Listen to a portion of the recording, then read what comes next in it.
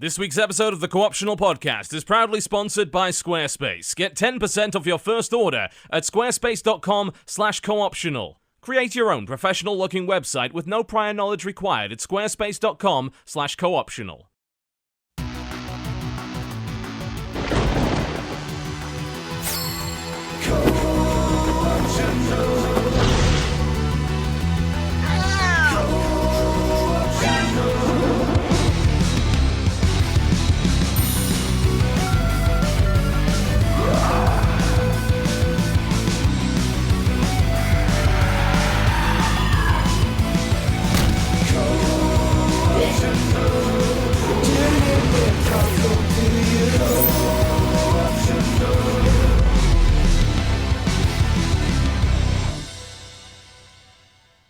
Ladies and gentlemen, welcome to the Co-optional Podcast. Jesse, you seem like you're shaking off some. I stretched and then lengthy you started, sleep. So I was in the middle of a stretch start and I was getting ready, and now I'm ready. Is what I'm ready now. Good. I'm not ready. Hold on, I need a second. No one's ever ready. Wait, Not for what? this show. Oh, okay. There we go. What the fuck is this? It's. Fuck is this? Okay, hello everybody. Welcome to the Deep Weeb. I'm glad we're all here together. We're done. Thank you for watching the Co-optional Podcast, ladies and gentlemen. Big thanks to our sponsor, squarespace.com/cooptional. That's the contract done. Like, we're never recovering from this. Goodbye. Jesse, please come back. I keep waiting for him to come into my room, and it hasn't happened yet. No, I think he just gave up halfway through.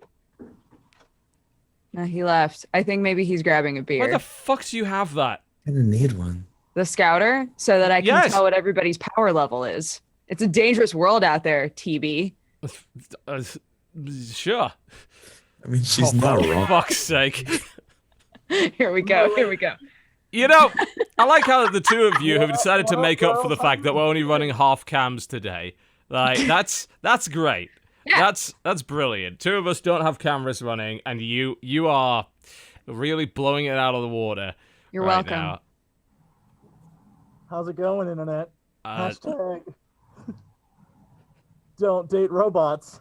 So dangerous. Yep. I think Hashtag it's keep your power level sweaty hidden. in there. Good job, you two. Thank you. Well done. Wait, why are you dressed up like an idiot though? For real though. Oh, because I have a Jotaro hat and I have a scouter. And I mean, where else would be the perfect place to showcase them together? I mean, anywhere but here. I would assume anywhere but this podcast. No, this is the only place. This is the only place. Don't you have a show called Manga Pod directly that's the only after thing this? I know. Yes. Yes. This is the only place. Those. Oh, You Nope. you didn't A consider manga the- pod, this would be expected. Right. Oh, but here, I see. But here, I can cause Jesse to walk away and grab his fedora-wielding robot outfit. I got plenty of more stuff over here. I have a whole box. I have a wig. We I have could a whole just box keep of fun rotating. Look, every break. I mean, Okay. I had no intention of doing anything on the show today, so you guys just go at it, like whatever you want. It's totally No. fine. No. Captain the ship. Captain No. the ship. We were going right into Can the I rocks. have 1 week where I don't do that? Right Like, into the rocks. this train has no brakes. Welcome to the Co-optional Podcast. We everybody. occasionally talk about video games. Our sponsor today is squarespace.com/cooptional because you have no website design talent, but they do, and you can utilize their talent by proxy using squarespace.com/cooptional with no experience required. Yay. Video games. You could make a website called Scouter. No. Scouter. Scouter. I hardly knew her. No. Just fucking kill me. All right. I mean, I'm Talk okay. about games. Not a bad idea. Like, best idea come up with in a Wow. while. Our special guest today is regretting coming back. Last time, weirdly enough, Cry, it seems like you're on the show actually every month. In reality, you're not. The last co-optional podcast you were on was June of 2015, if I was going to say, it feels like it's been a while to me. Yeah, it What do you actually mean has. this? He has like an aftertaste. He does. It's true. He does. He also hangs out a lot on co-optional lounges and secret Hitler Sundays and things like that. So he shows up every now and again. You show up where I sometimes feel like I might fit in, but then I realize it doesn't work out. But then I come back later on anyway because, hey, fuck it, why not? I mean, if it doesn't fit the first time, just keep at it. Just keep at it until it fits. Yeah, just keep pushing it in there. It's like a lotus shoe, You just keep pushing your foot in there, and then eventually your foot. Yes, it's just like the shoe and nothing else. Nothing else. Definitely. A lotus shoe? I've never heard of a lotus shoe. Can you explain the concept of a lotus shoe to us? Dodger, I think you know what I'm talking about, right? Nope. Okay. Yes, Dodger definitely seems like the kind of person that knows a lot about shoes. Yes. When I think of Dodger, that's the first thing I think of. Oh, God. I know, right? I could have sworn this was a thing. I might be. A lotus? Okay, all right. It was the thing where they Thankfully, we have access, at least until Comcast denies it to us, to the internet. So, lotus shoes are footwear that will... really, like, crumple up the... Yes, they were intended to resemble a lotus bud. They were traditionally worn by women in China who had bound feet. When they would like bind your feet. Yes, I mean they are absolutely horrible. See also foot fetishism, shoe fetishism, and ballet boot. That's an interesting selection of other things that Wikipedia is offering here. Exactly. Oh. And now you've been knowledge dropped-ified. Welcome. We know more than we did when we started. Now that I didn't have before, yeah. Indeed. Mm-hmm. Yeah. You're killing it. Nice to have you back. It is good. I feel we always have a nice laid-back show when Cry is here. Oh, I could use one. That sounds great. Yeah, you have an aura of not caring that spreads to the rest of us, which is quite nice actually. It's a pleasant apathy. I wish it worked on my mother, but it don't do that. So, thank you. But congratulations on surviving Hurricane Matthew. I heard that was an interesting experience. Thanks. I had a branch and it went up against my window for a little bit, but then it was done. Very intimidating. Yeah. It was like, I'm going to get you. And it was like, I'm fucking with you. I'm going to get you. It's just rubbing up against the window. I'm for you. I think my favorite tweet that I saw was a huge sign from a local high school was in some dude's backyard, and he just tweeted at the high school being like, y'all want this back? Or can I keep this? Yeah, it was a time. It was a time. a simpler time, maybe. Well, power was out for some people, so I guess it was a little bit simpler. Yeah, not ideal. Yeah. Yes. I, Hopefully everyone didn't get hit too hard by that. We had rain and a couple of the roads were closed. But considering the traffic around here, usually we didn't really notice the difference. So That's to imply there's a lot of traffic. Speaking of The roads horrible aren't very good. disasters and living without stuff, yesterday I realized should the world ever end, I would become a madman.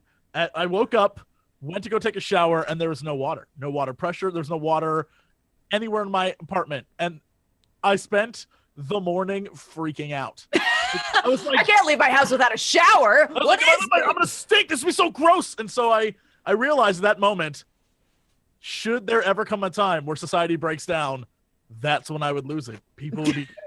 I would start killing. The second that you needed a shower, Oh my God. it would all fall shower apart. in blood. I would. A massacre immediately. I would go nuts. I almost my God. down to a human being. I almost lost it. I'm like, I can't not take a shower today. And so I just sat there and waited, and it never came back on. So I had to come into the office stinking as shit and just sit here and work. And everyone's like, you're fine. I'm like, you don't know. You don't know. It's in my, I'm like Agent Smith in the first Matrix. It's in my nostrils. The scent of man. I'm just like, I can't get it out. Smell your stink. Yes, it's that scene, except it was my own body. And I was like, I smell me. And I'm like, no. It was awful. It was a horrible experience. And I realized I might be a crazy person just one bad day away from snapping. So watch out, everyone. This is gonna surprise you, but I'm not surprised actually. That seems very likely. There, there is a Very certain horrible feeling of when you know that you're not hygienic today, and everyone else does not, but there's always the chance of discovery. And you know deep inside. Oh yeah. That's when you just put on more clothes. Yeah. Absolutely. I put on actually less clothes. I had, because I was waiting for my laundry to get done. Spoiler, you can't do laundry without water. So I had no underwear. So I had zero knee undies on. So I was free balling yesterday. I was like gross and nasty, and it was horrible. And I saw my dark self. I saw the darkest timeline, and I know what I'll become, and I can't let that happen. Well, guess what? The girl that I went to visit that I made bucket salad with created her own shower system that collects rainwater. So she can build you a shower when the world falls apart. Of course she All right, did. can we pause? Rewind. The girl that I Can we went break to go that sentence down buckets- piece by yeah, piece? the girl I went to go make bucket salad with. All right, already. But y'all already know about that, so we can move Of on. We're all course. aware of what a bucket salad is, of course. Yeah. She has her own shower that collects rainwater. Mm-hmm. Essentially, oh God, where does she live? Does she live in an actual city or out in the woods? No, she's on a farm in the middle of fucking nowhere. But here's That's the not thing, that though. unreasonable then. One of the most important parts of a shower is the water pressure. She's got to have good water pressure. Right? No, it just falls on her. It just falls on her, yeah. Oh, so it's like a waterfall shower. I'm with But you. it's still a shower. That's some bullshit. That's rain. That's Look, I'm just trying to raining on her. look, Jesse. I'm just trying to give you little hits so that you don't go mad on us. Oh no, Little fuck hits no. of showers. I'm waiting It'd for an be worse. opportunity It'd to be- change the text at the bottom of the screen that says Hurricane Matthew sexual predator, and I don't feel it's the right time yet. What? Wait, what? That's been on screen for the last 5 minutes. Hurricane Matthew, comma, sexual predator. Why? I mean, What? we were talking about Hurricane Matthew, just getting up in people's business, putting its dirty hands where it didn't belong. Sure. Hurricanes have hands? Metaphorically. Oh, okay. What is happening? What's don't- happening here? I mean, we're trying to buy time because none of us have played any video games. Well, I that's- have. Great! I have. Fantastic! Talk! Please! Jesse, you want to talk about Gears? Yo, Way. yeah. So, Gears of War 4 came out this week. It did, yes. And a good port, I'm told. Like, a really good PC version that, runs on pretty much anything, which is fucking shocking. But hey. But if you have to buy it through the Windows Store, go ahead and just fuck your life. I mean, go ahead and top yourself, yes. I mean, there is that. There is that disadvantage. The Windows Store is... I feel like the Windows Store is an initiation ceremony. It's proving that you really want that game. You really, truly desire it because you're willing to go through seven circles of hell to get it. It's worse than the old Steam. Remember the really, really old Steam that we were all forced to use when Half-Life 2 came out? We really didn't want to do it. Yeah. They've it managed to looked make that horrible. even worse, and that's incredible. It's, Yeah, it was a process where it was like you open up the Windows Store, you type in Gears of War, and then it double checks that you have the anniversary Windows update Naturally, yes. naturally, and then you have to use the Xbox app. You install the game, and then you have to use the Xbox app in order to log in to your Xbox Live account. And then you have to go into the Xbox app in order to join on anybody because it doesn't successfully find whether or not your friends are online. Oh, It's yes. very I've hit or heard miss. that is the party system is a disaster area, which is amazing considering that Xbox Live has had a party system for fuck knows how long, right? Yeah. I mean, we were able to sort it out, but it was a very frustrating process. Yeah, it gave me shades of your complaints about Origin back in the day when you were trying to play Dead Space 3. Yeah. I had forgotten. I had But- forgotten about all of that. But it is worth noting that while the storefront is a steaming pile of dumpster, the actual game itself runs very, very well on almost anything, which Yeah. is very impressive, actually. So Jesse did campaign and I did horde mode. So Jesse, how's the campaign in your feels? So I'm about halfway through it. I so far love it to death. It gives you right at the beginning like a hey, here's some previous things that if you haven't played any of these before might be of interest to you to set up. Good. plot. I haven't kept up with the Gears kind of canon since the first one. They don't give you necessarily the actual story. They give you this was a battle that took place, and so you are a nobody soldier in that battle. And they're like, this is another one that took place. And then this is a major one where Phoenix did some cool shit. And they talk about it in the background while you're just going through the battle, which I think is pretty cool. And it's sort of a celebration of where they've come as a people on the planet. I think without a doubt, mechanically, I think it might be one of my favorite Gears games just to play. Some of the changes and like the fine tuning they've done are awesome.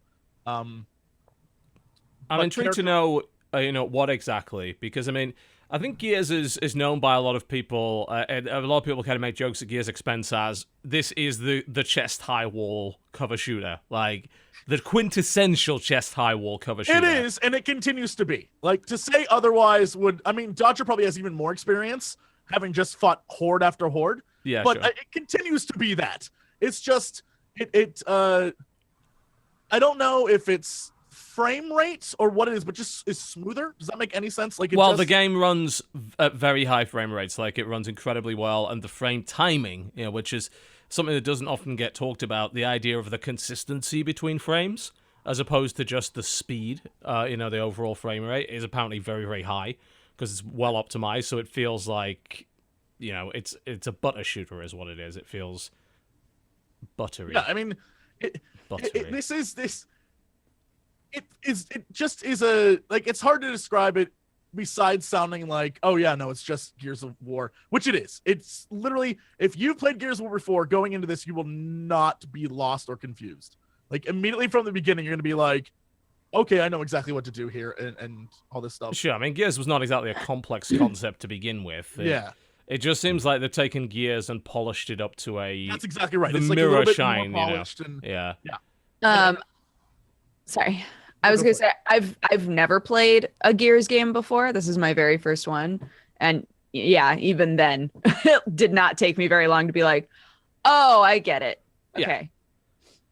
Yeah. I think one of the things that shocked me was, aside from the three main characters, which Phoenix, Walker, and Diaz, which they've been promoting like hell, I really haven't been following the story of what this game's about. So when they finally introduced Reyna, who's like the older woman character, she's maybe my favorite character. Like, what She's a great. fucking badass. I was like, I played her in Horde. But I only know that she's great by what she looks like.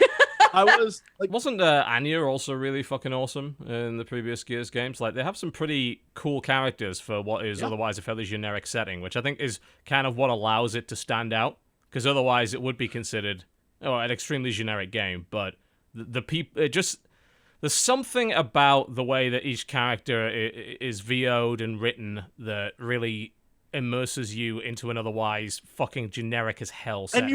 and you feel like it shouldn't, because the way a lot of the characters are also super tropey, and so you feel like even every colonel or commander is like, all right, boys, let's get in there. There's very much some of that, yeah.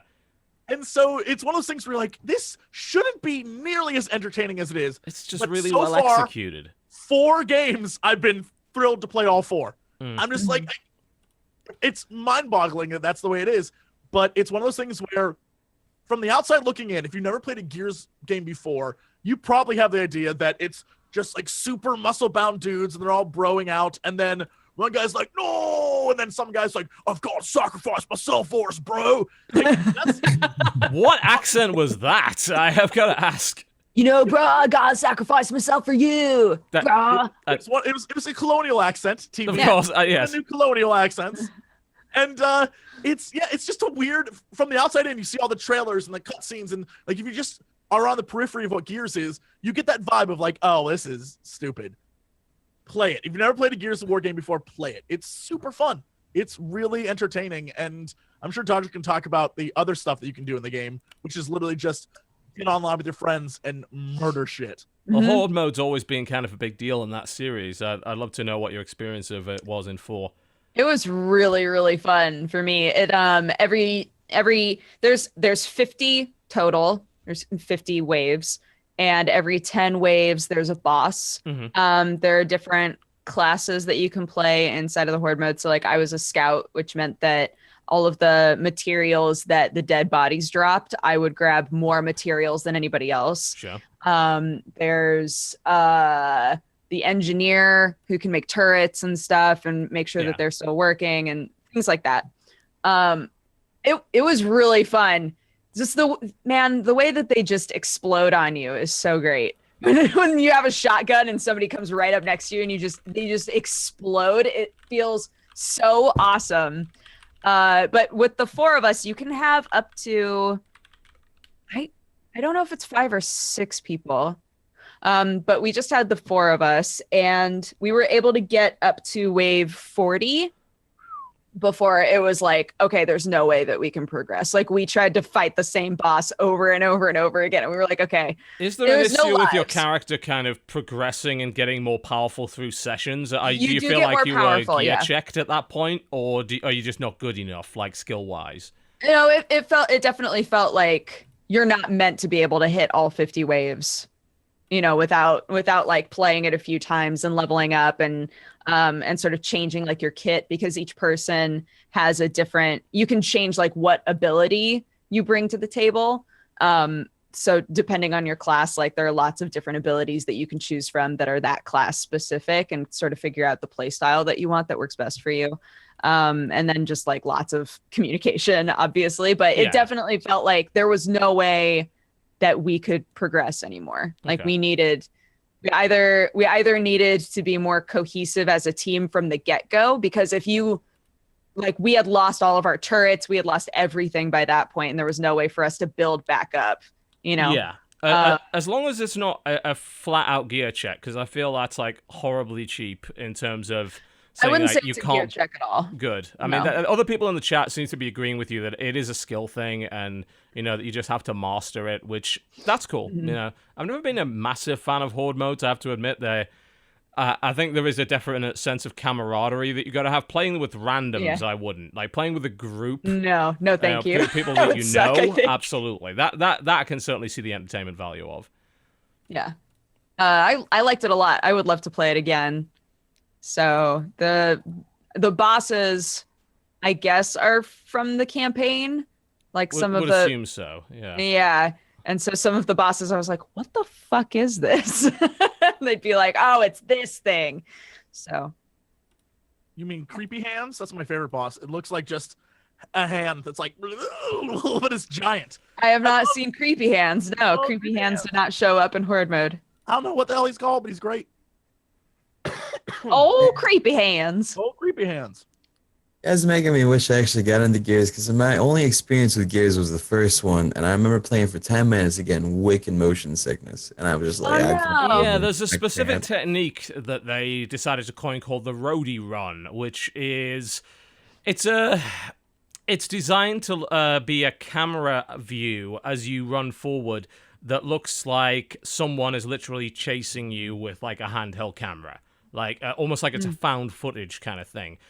And it got praised at the time for being a really interesting and cinematic, whatever the fuck that means, way of, you know, making you run from cover to cover. But there was a slight issue that it gave you the Cloverfield effect, i.e. half the people playing it got motion sick every time they decided to sprint, which is not brilliant. Is it still like that? I mean, I'm gonna assume it's still in it, but they probably refined it in some way to make it less sickening. I see. Okay. Yeah, because you guys are, I mean, you're selling it to me. It sounds really fun and stuff. I mean, as long as I don't just like play it and be like, hey, man, I'm going to go lay down for half an hour now, then I'll try it out then. Yeah, that sounds good. Shit. Good job. Good job, salesmen. We try or do what we can. Cool. The other one that I played a shitload of is Atlas Reactor. Yeah, you've been really on that one, which is intriguing because, let's be honest, two genres that I don't associate with you with are one, Dota style games, and two, turn-based tactics. Yeah. And you picked a game which is an amalgamation of both. And you seem to have really got into it. I have played a little bit of it. I am utterly awful at it, I have to admit. Really? I suck. Like, the amount of abilities I just end up whiffing in that game is astonishing. I was like, I am not helping at all. It definitely took me a while to get into the mindset of predicting where the other players were going to go. Yeah, totally. Because for everybody watching, Outlast Reactor it's a turn-based tactics game, but every single person on the board is being played by a person in meat space. And so I play this so badly. It's so fun. And so everybody's choosing what they're going to do at the exact same time. So the different it all resolves at once. Yeah, there are several phases basically that go ahead of each other, and certain abilities are associated with certain phases. So a very powerful ability might end up in it's an initiative system basically. A very powerful ability might end up being the last thing that fires off. Problem is that dude over there just used an ability that dashed him out of the way before you were able to execute that. That is unusual. Not many games really use that. I think it's going to take a lot of getting used to for some people. It certainly does to me. That's not a traditional way of doing turn-based games for the most part. I have a question. Yeah, what's up? Rewatch the whole thing real time too when you're done with it, so it just cuts out all the waiting and you just see everything at once. I actually don't know. That would be cool. That would be a cool replay system if that were true. I don't know if that's in the game. Well, they need to do it. There you go. That would look so funny, though. It would be everybody just doing flips and jumping around and all kinds of shit. That'd be awesome. Yeah. I mean, they did that with Frozen. If you remember Frozen Synapse. Yeah, which is a while ago. That had simultaneous turns. That was a little easier because it was mostly about controlling a squad of soldiers, and you controlled their movement and what way they were facing. And if they could see a dude, they could shoot at it. In this game, you're using specific abilities that have specific areas of effect, and you can totally whiff them constantly, and people do all the time. They take advantage of the, everybody's trying to make games where it's not just classes, it's heroes. Yeah, right? yeah, the whole hero idea, certainly. Yeah, and I think this is the only game that's tried to do it with a turn-based tactics game. And it wound up working really well. There's just all kinds of super weird mercenaries that you can play with all kinds of different strange abilities. And you wind up... There's a robot dog. Quark is a little floating rock baby that heals people, and he's my favorite support. There's all kinds of just super weird characters that were created in labs and the lore. So it winds up being really, really fun once you've played it a few times, because then you start to think not only about your abilities, but also, oh shit, I see that so-and-so is playing that character. And I know that character, when they get shot, they have a chance to roll one space over. And so really I need to be shooting there instead of there. And that to me was the learning curve for it initially. I'm I don't know what any of these people can do. And I'm going to have to wait to find out when they punch me in the fucking face after I miss my ability because they do some fucking backflip before I'm able to do anything. Right. What's nice is that you can, during the phase when everybody's choosing what to do, if you hold Alt, you can see what abilities everybody, allies and opponents, you can see what abilities they have available to them at the time. So if they've burned their dash and they don't have it, you'd be able to hold Alt and see that if you can't remember. So if you're trying to decide what to do and how to attack a specific person, knowing whether or not they have a getaway is really convenient, being able to actually see that instead of just recall it. It's so fun. I think that game is super fun. And what's nice is that the base game is free, so that you can sort of get a feel for it and see if you like it. And then it's $30 to get everything, which I think is a pretty good model. Is it the kind of thing though where the longer you play, the more you just your characters itself get stronger, or it's always the same stats wise? It's always the same stats wise, and leveling up a character just gets you more customization stuff for them. Just cosmetic stuff? Yeah. All right, good. I like that model then. That's good. That's good. That's okay. That's good. Yeah. The characters look great. The characters are really interesting. They do, yeah. They've definitely got a nice little style to them. They have certainly their own identity, no doubt about that. Nice, colorful looking game, aesthetically very nice. They got me. I'm downloading it now. Dude, we gotta play this shit. Okay, I'm in. I haven't played in a couple of days. I'm itching. This is gonna sound weird, but some of them remind me of the show Reboot. If you remember that. Yes. 100%. Yeah. 100%. That's awesome. I'm Reboot. more than down with that. They were gonna reboot. They were. What do you mean with Dot Matrix? And Oh God. all those characters? Awesome. I would love to see them try and bring reboot into the current era. Oh, It would be Oh, dear. amazing. I Like, don't think- how do we make it so that this speaks to a current generation I don't of even care. technology whizzes? Reboot was a lot of fun for a It weird show. was. It was It- great. All right, good. I'm trying to think. What else did I play this week? Listen, the only things I play anymore is just Battlerite and WoW. That's it. Let's throw some more Battlerite, man. I That still game's have not great. touched Battlerite. It's so. I don't know if you would like it. No? Maybe not. It's. Huh. Yeah, Go on. you're not a League of Legends or Dota sort of person. I am not. I hate MOBAs. And you're not a World of Warcraft person. No. And you're not really a PvP kind of person. No. Oh, this speaks to you. I have a feeling you will hate it. This Yeah. is just the Venn diagram of will Dodger really hate this game? Probably yes. Gotcha. I did enjoy All the Smite. circles don't just overlap. Each they're on top of each other. I They're mean, just literally just It's circle. just one black there's circle. a with tiny all the little colors. overlap in the Venn with Smite, certainly. It reminds me kind of more of a fighting game than a Dota style game, but it is played from a top down perspective with abilities and cooldowns and all that kind of thing. I mean, I've been playing it on and off. We played a little bit together, Cry. It did not go Yep. well. Oh no, it went horribly. It went pretty horribly, yeah. We got together for That's a few threes and we got our ass handed to us. You were very sleepy though. That's I was. That's my excuse. yeah. I played mean, a little I with guess- who was it? With Sin Victor and Harfu. Bear in mind, Harfu was the world champion of the game that preceded this, which was Bloodline Champions, Yeah. and Saint Vicious is Saint Vicious. So I mean, I played a couple of rounds with them. We won, and then I left and had a minor anxiety attack in the corner. And that was my first and probably only competitive experience of that game. That game is fucking terrifying to stream. I beat myself up about that game a lot, honestly, when I'm online.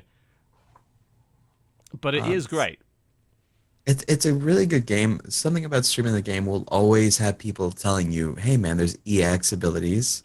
Yes, people love to remind you about that. It's like, yeah, I'm using them constantly. Is this your go-to line for, hey, I have something to contribute? It's like, you realize that right there is an EX ability, right? It's like, oh, okay.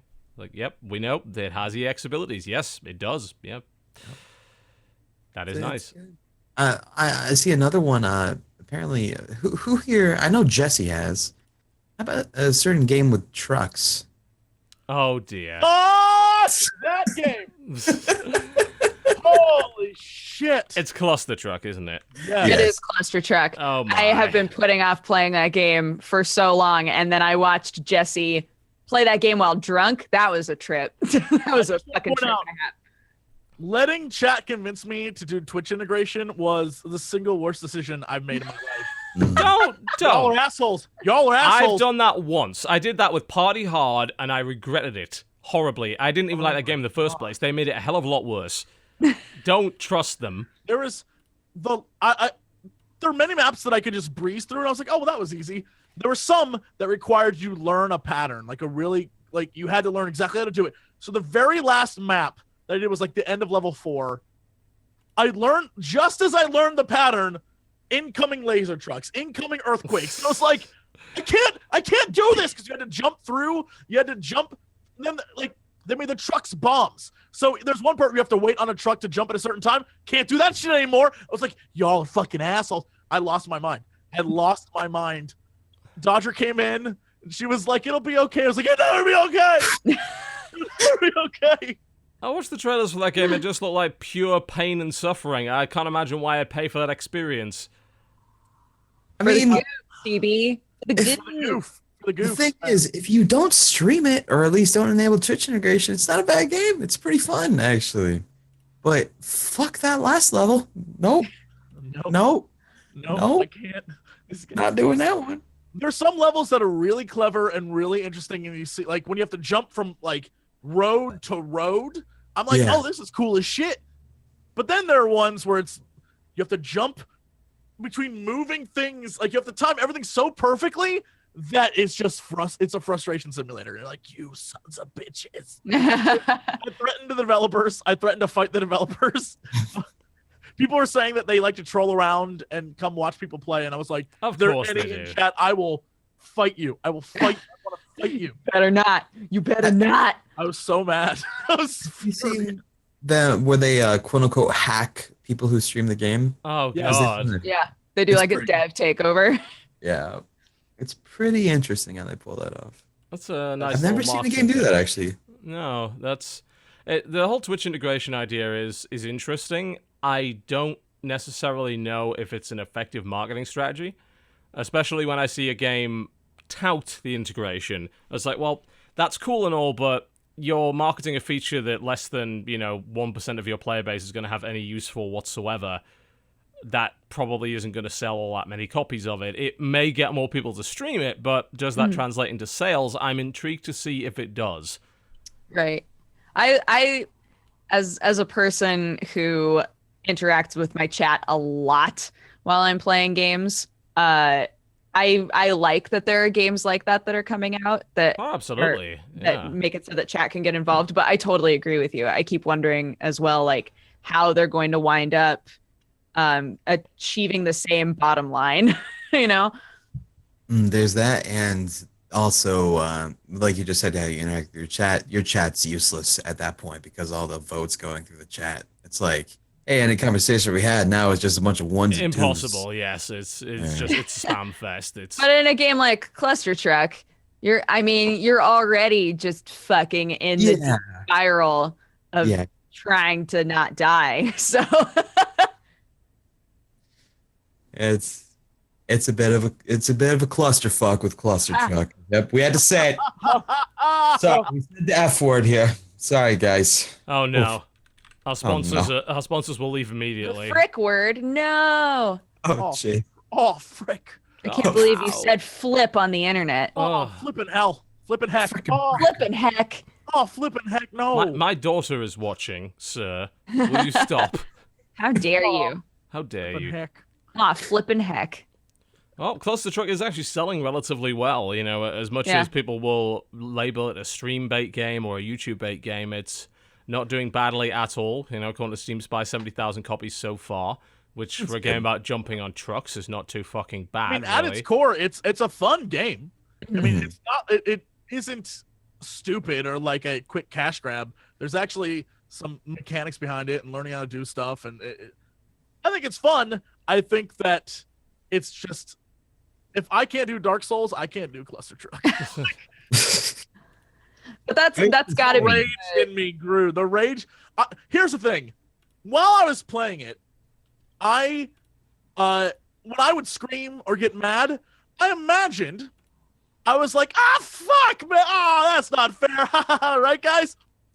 Haven't gone back and watched it again. Seen how actually furious you are. Literally, I would be like, fuck! And, like, I did not know there was that anger inside of me, but It was- there was Hilarious to watch because it was like, fuck! Just like so angry, just so in the moment with blind rage. I was like, damn.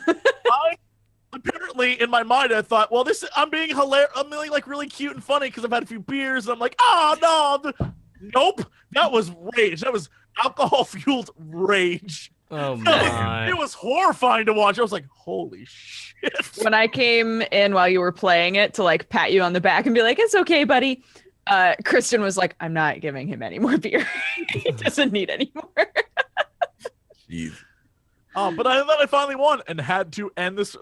I won. It was like, I can do no better. Stream over.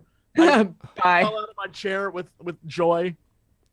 Huh. I will It say wasn't though. the only. Sorry, go ahead.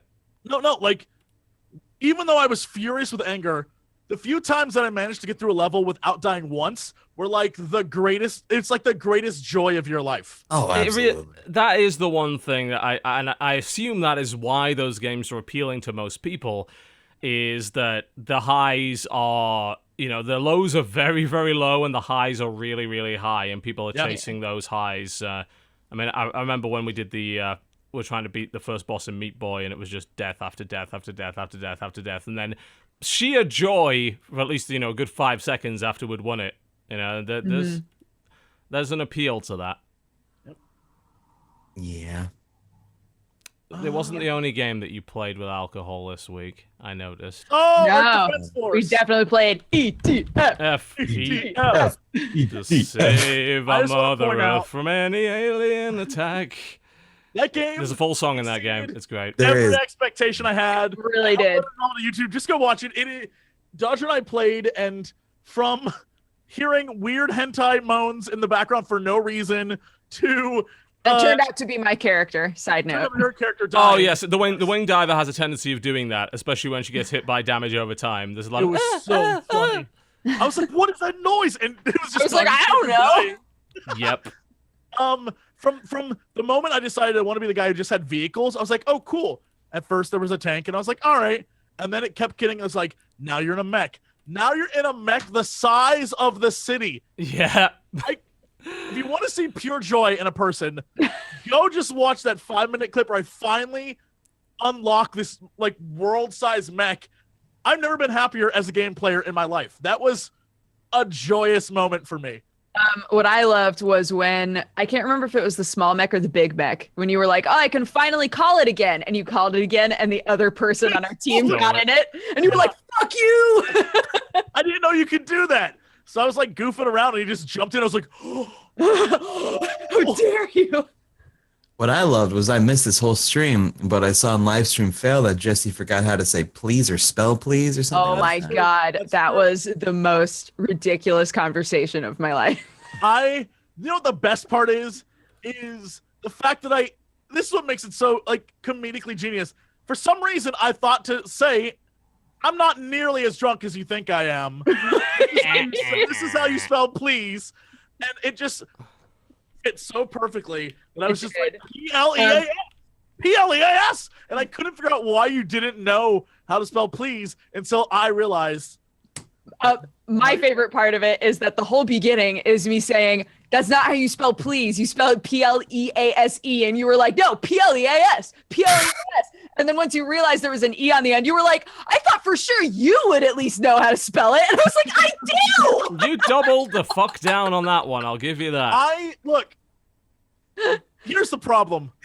That was maybe 4 beers in. So that is pretty early on in your that evening. was very early. So that makes it even worse for me. It's even more. Oh my God, you made a fucking emote of it. I looks didn't make an emote of that. It looks good. Oh my God. Please. And you spelled it right when you made the room. I know. I'm When you aware. look at the footage, No. it says please is the room name. If you look at the footage, also look in my eyes because I'm staring right at my screen where it says please. Because I'm like, it's spelled correctly, P-L-E-A-S.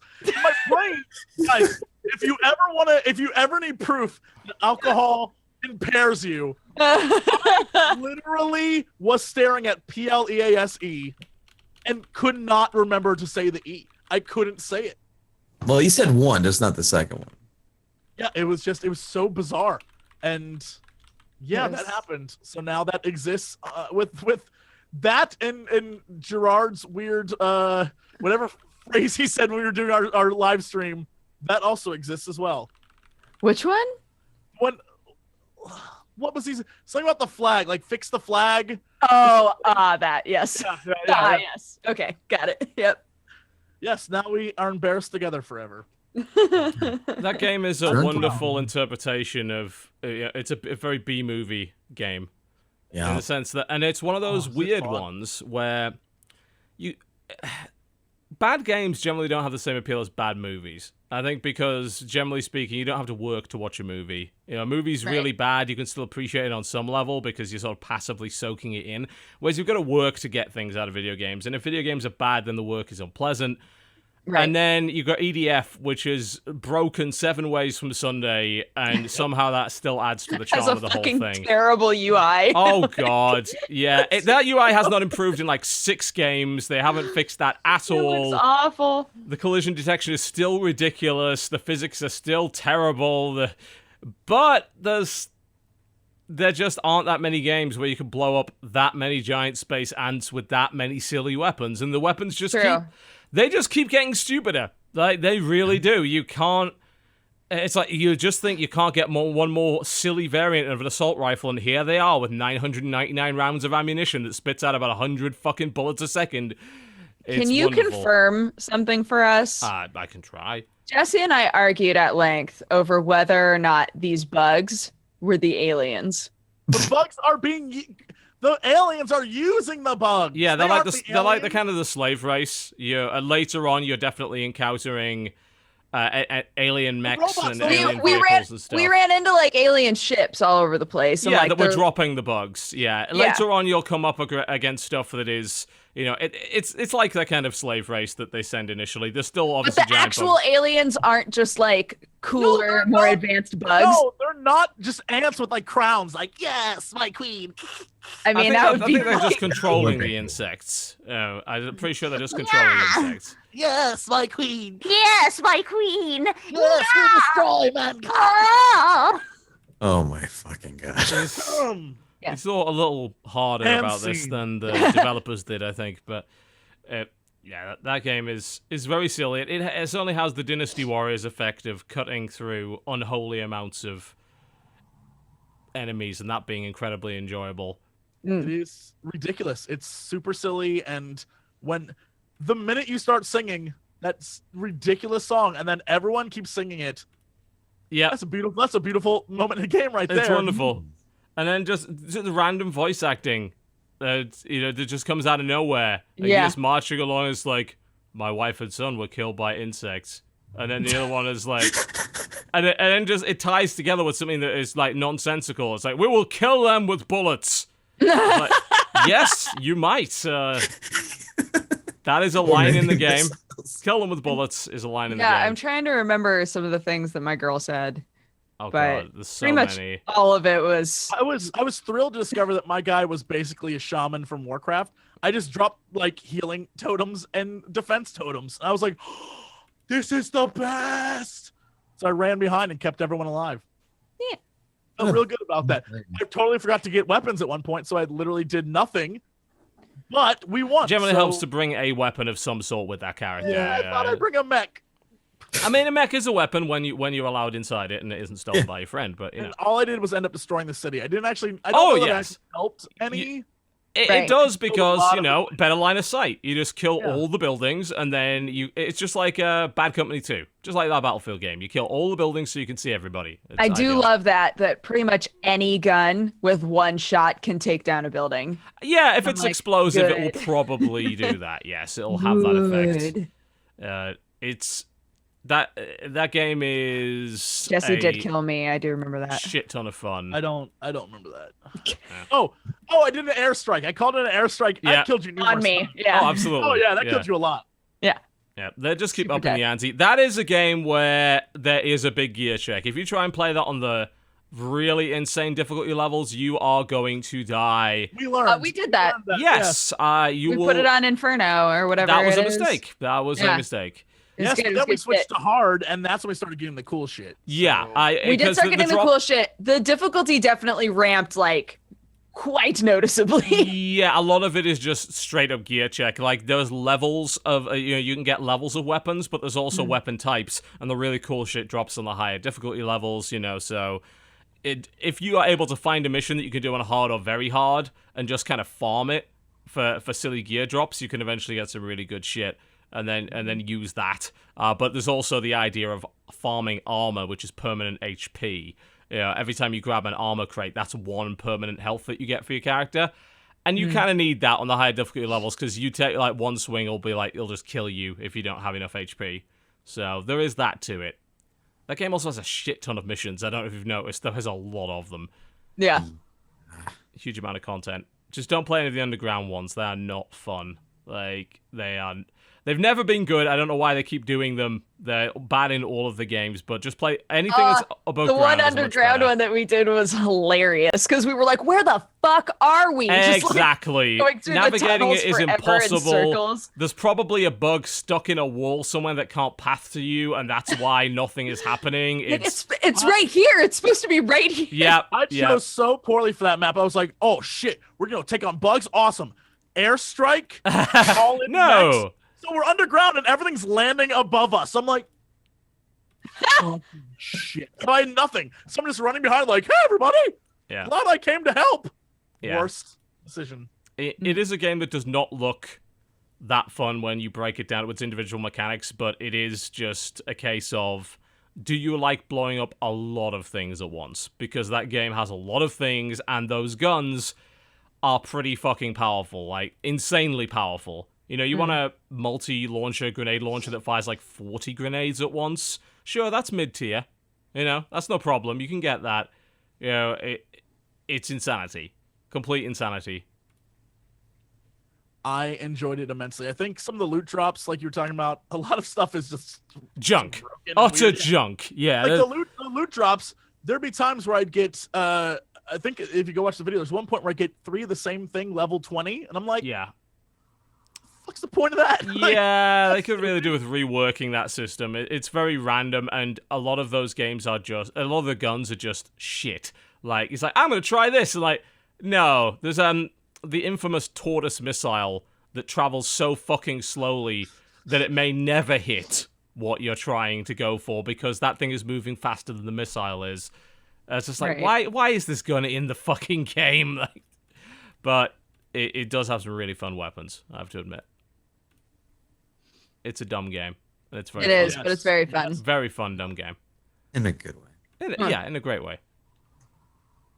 What else, man? I haven't played Shadow Warrior yet because I'm saving that. I played a little bit of it. I'll talk a little bit about it after the break. Alright. I played a bunch of the preview build, and now I've played a bunch of the full build. I haven't played multiplayer co-op yet, although I'm not sure how much that's really going to add to it.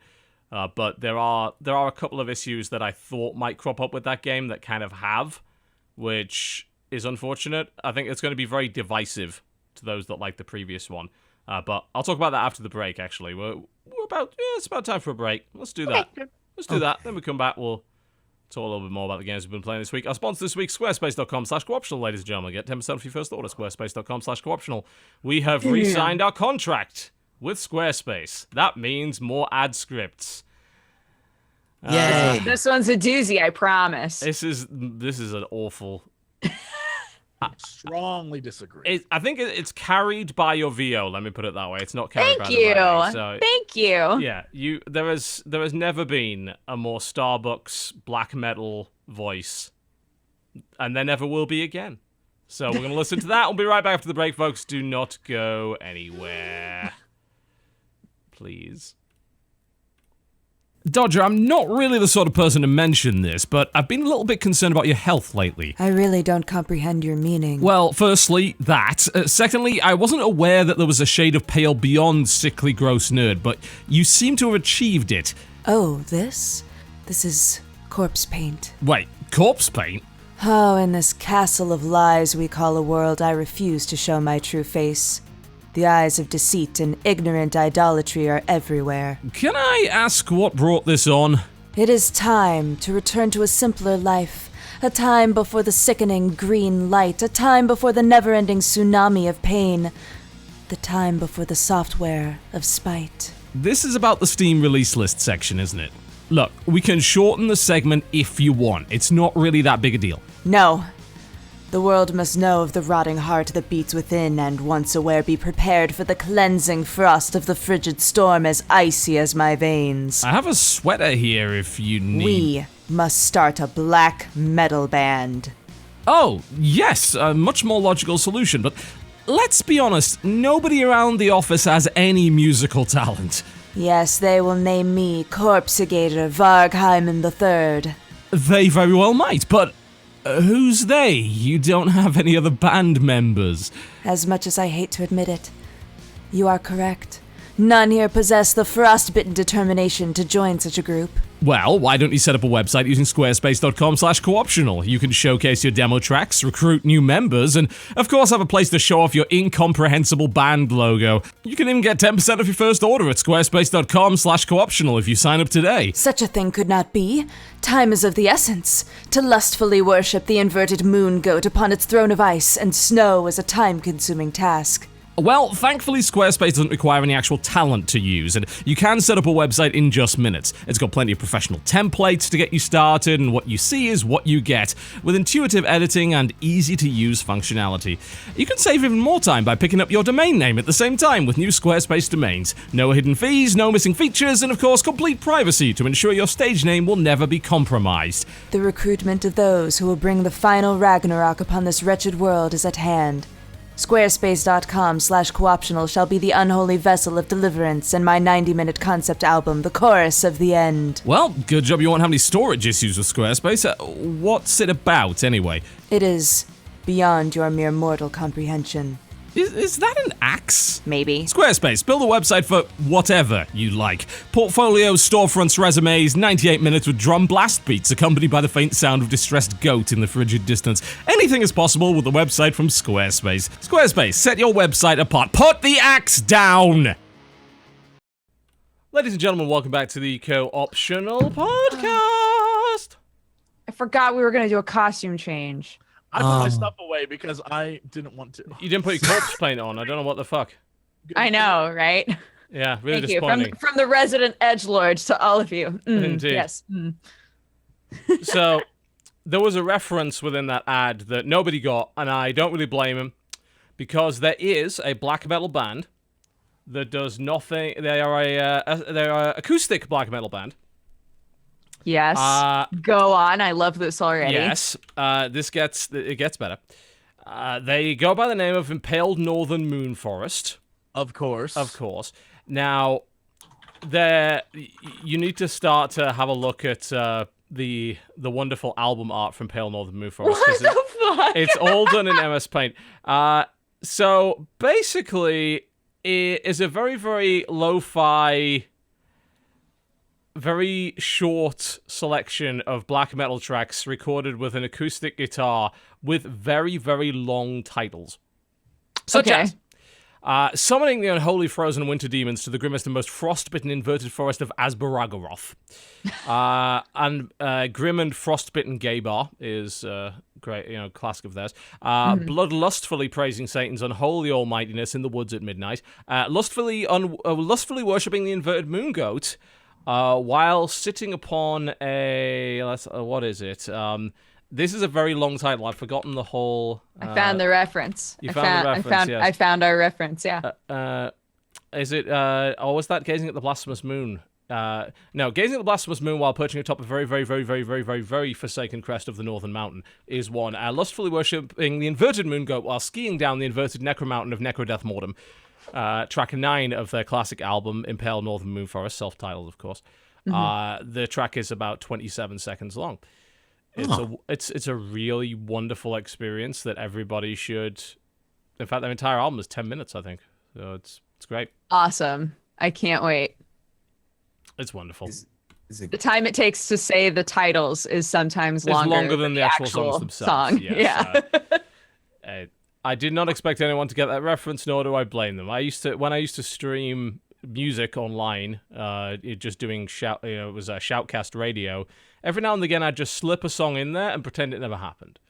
It's still about 20 seconds long anyway, and then I'd never mention it again. You were still doing that when we first met. I absolutely. got to listen to some of those. It's good shit. Can I ask a question? You can try. Entranced by the northern impaled necro wizard's blasphemous incantation amidst the agonizing abomination of the lusting necro corpse. Naturally. What is that song about? Because judging by the title, I can't figure it out. I'm not 100% sure that the songs have coherent lyrics per se.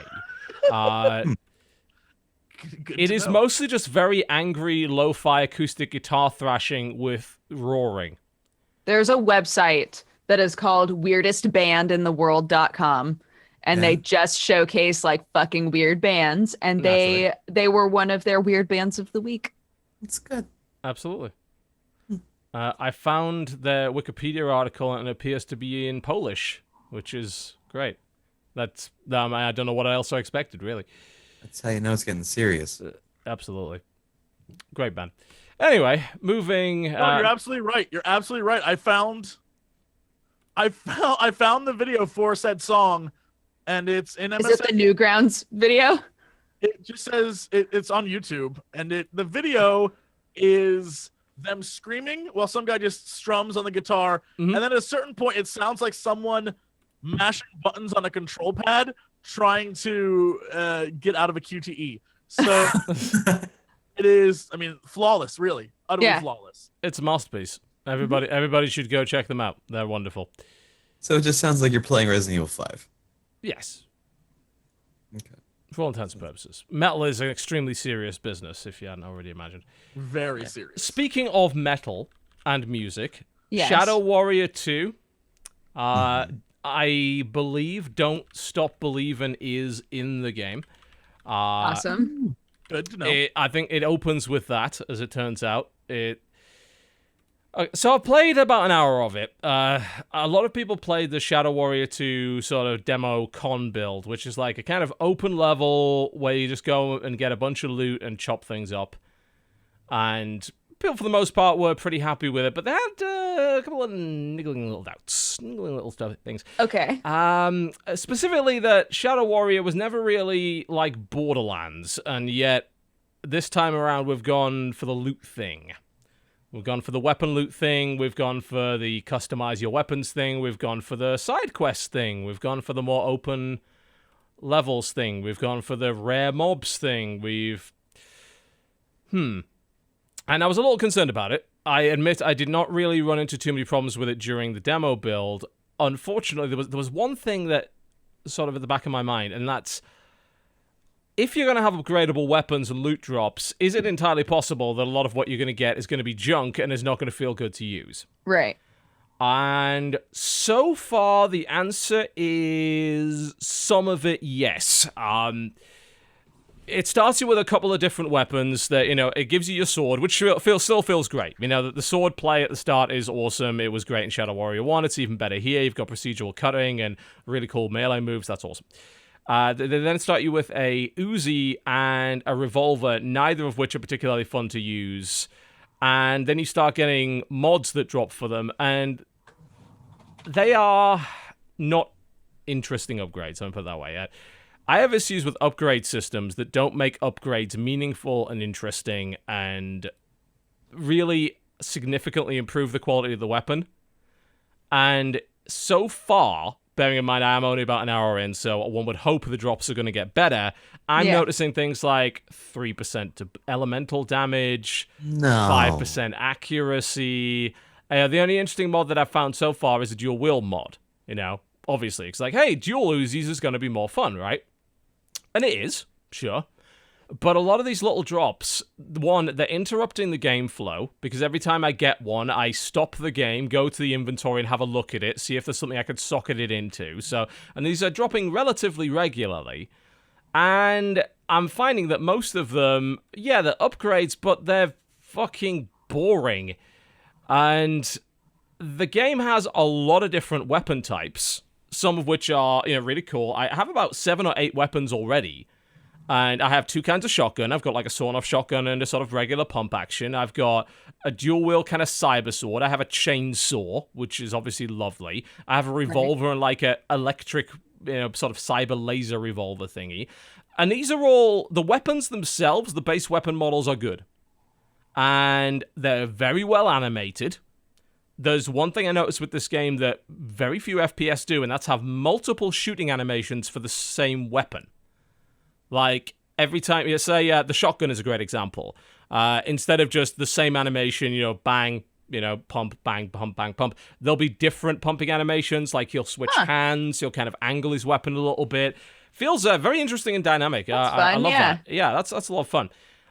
The problem is that when you play something like Shadow Warrior 1 or something like Doom, when you get a weapon pickup, you know that weapon's going to be effective regardless of whether or not you have upgrades, and it's going to feel good to use.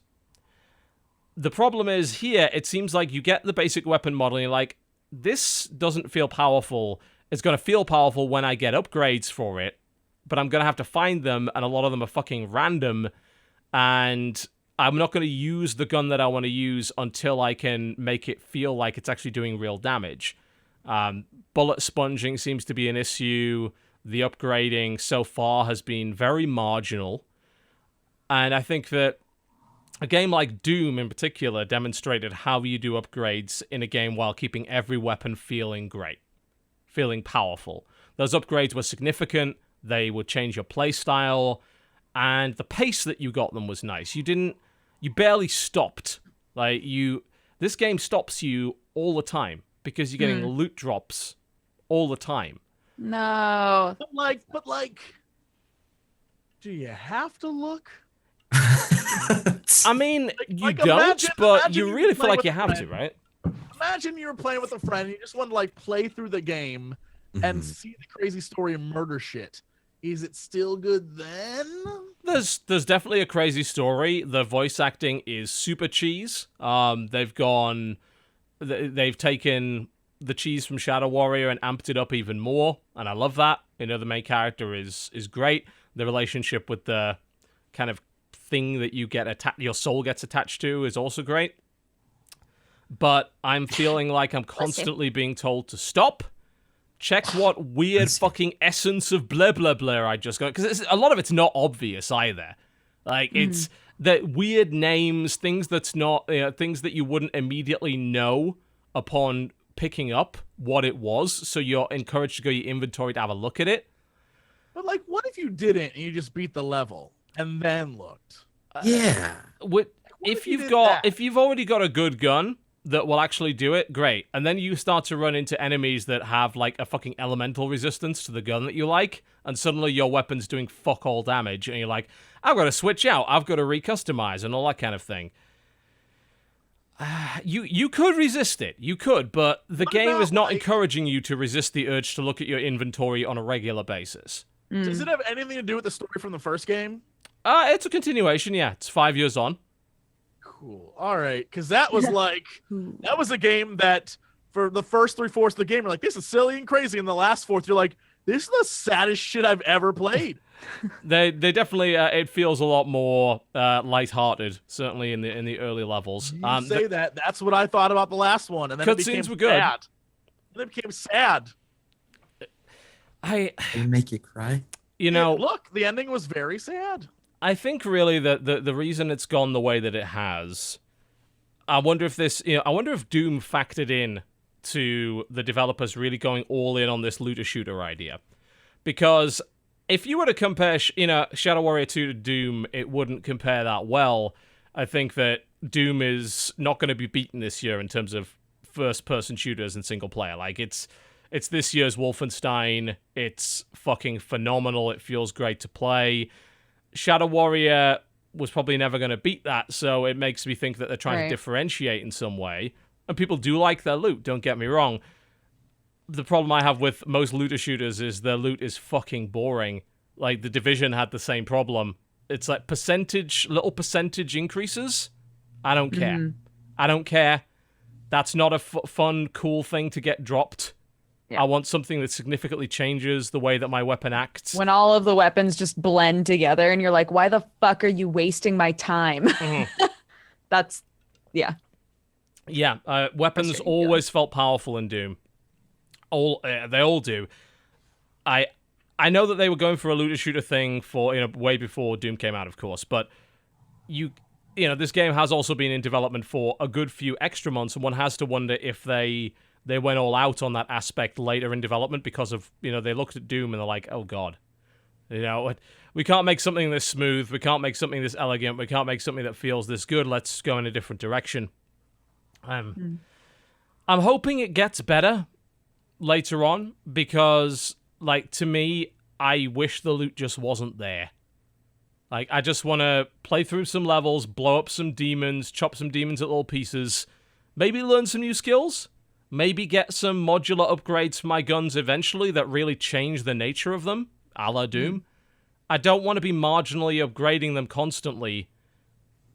It doesn't feel... It feels like I'm being constantly interrupted and forced into a spreadsheet instead of blowing shit up and really getting... I can't get into the rhythm. I can't get into the fucking rhythm. Shadow Warrior had a good weapon upgrade system, the original one. That had a Doom-like upgrade system that felt good. And this is like, hey, look at all this. And you think, well, that's weapon customization. But is it, like, you're just kind of slapping on whatever crap you get that gets dropped, and then you'll replace it later if you get something better. I don't think you're necessarily customizing a weapon, because I don't think you necessarily have the choice. It's too random in the sense of what you get. And the upgrades are so marginal. I'm not that into it right now. That's too bad. I mean, I think a lot of people are really going to like it because they love the looter shooter thing. And not many games do it all that well. Yeah. But I just feel without the looter shooter, it would have been perfectly fine on its own. And, keep the pacing up. Don't interrupt me all the time. Let me get into that rhythm of shooting things. Let me get into the shooter trance, I like to call it. Right. Doom had the shooter trance. Doom had a phenomenal shooter trance. This takes you out of the shooter trance so fucking often because of loot that I'm not enjoying it as much as I had hoped so far, anyway. Well, I mean, it is only an hour in, so... Yeah, it could get a lot better. It definitely could, and I'm going to definitely pursue it and keep playing it, because the rest of it is fine. The sense of humor is great. The fact that my character just bursts into song in the middle of slaughtering demons is wonderful. Quoting musicals, and he's a cheeseball. He's a wonderful, wonderful cheeseball. Yeah. That's great. In a world where Duke Nukem is irrelevant, Mr. Wang is the new Duke Nukem, I feel, And he's awesome to hear, and he's awesome to see interact with all the other characters, especially the ones that are super serious about everything. And there's a lot of silliness in that game. But does he chew bubblegum? I have no idea. No, he's all out of bubblegum, but he's here to kick some ass. Yeah. Rest of the game seems, it's fine. But that loot system might be what kills the interest for me. And I was a bit concerned when I first saw it that it could. I don't know. And people saying, hey, it's got a co-op mode. It does. I mean, and there are definitely some upgrades you can get for your weapons that will help co-op-wise, like, aura healing and things like that, and, being able to exploit elemental resistances, just like Borderlands. But the problem with that is that I always feel like if you have a game with too many upgrades in it, that means that the initial weapons have to be shit so that they feel better when they're upgraded. I'd rather they feel good to begin with. And some of them don't. That said, there are 75 different fucking weapon types, so maybe there are just ones that I haven't found yet that I like the feel of. Right. Some of them I just... I don't know. I have my doubts. I'm going to have to persevere with it and get through that. The obsession with adding loot to games that don't really need it is starting to bother me a little bit. You can have loot drops. It's the same old Diablo 3 problem. Back before Diablo 3 made its loot good. You were getting too much shit. Too much trash. It was all shit. Yeah. And it was slowing you down. Are we talking about EDF again? EDF has that problem too, I have to admit. But of course, you can't check your loot drops before the end of a level in that game. Yeah, so, that's true. That's a big thing. With this, you're constantly stopping to tweak and shit. And I'm like, ew. I don't know about that. On the plus side, it does run really, really well. It looks really good. The animations are excellent in that game. The reload animations are hilarious. They don't even bother trying to be realistic, especially when you're dual wielding something. It's like, yeah, the magazines just float into the guns, and he spins them around a little bit and throws shells in the air and does all sorts of crazy shit. The game definitely doesn't take itself too seriously. It's just that loot system, I think, might be an albatross around its neck a bit. We'll see. I'll play a bit more. Don't call it a condemnation of the game yet. It just the start of it has given me doubts, and I'm. It's okay, Jesse. We'll make it work.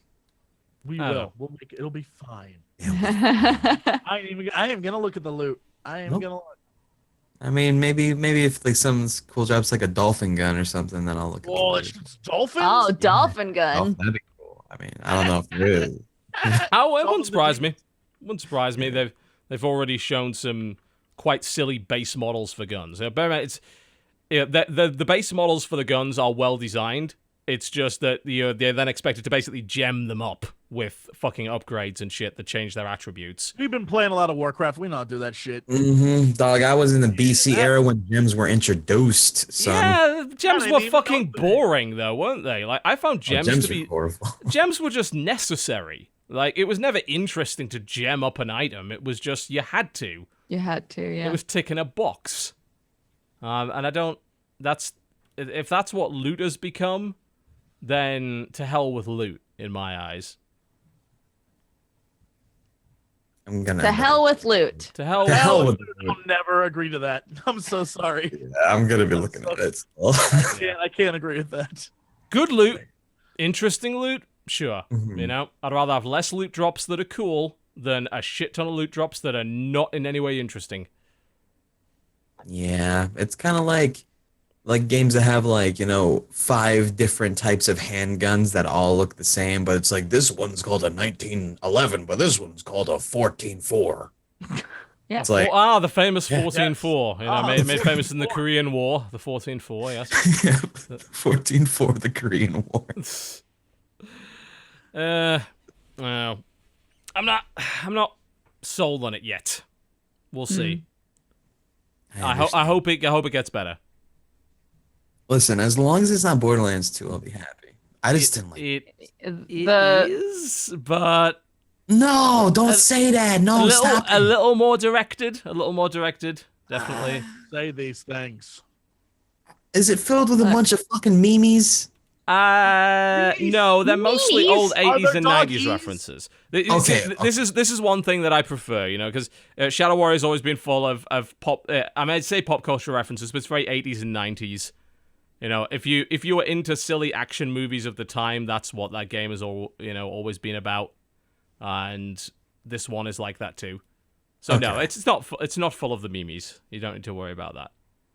All right, that's good. I'm glad. Thank you for making myself feel more calm in this very chaotic environment. He's lying to you, Cry.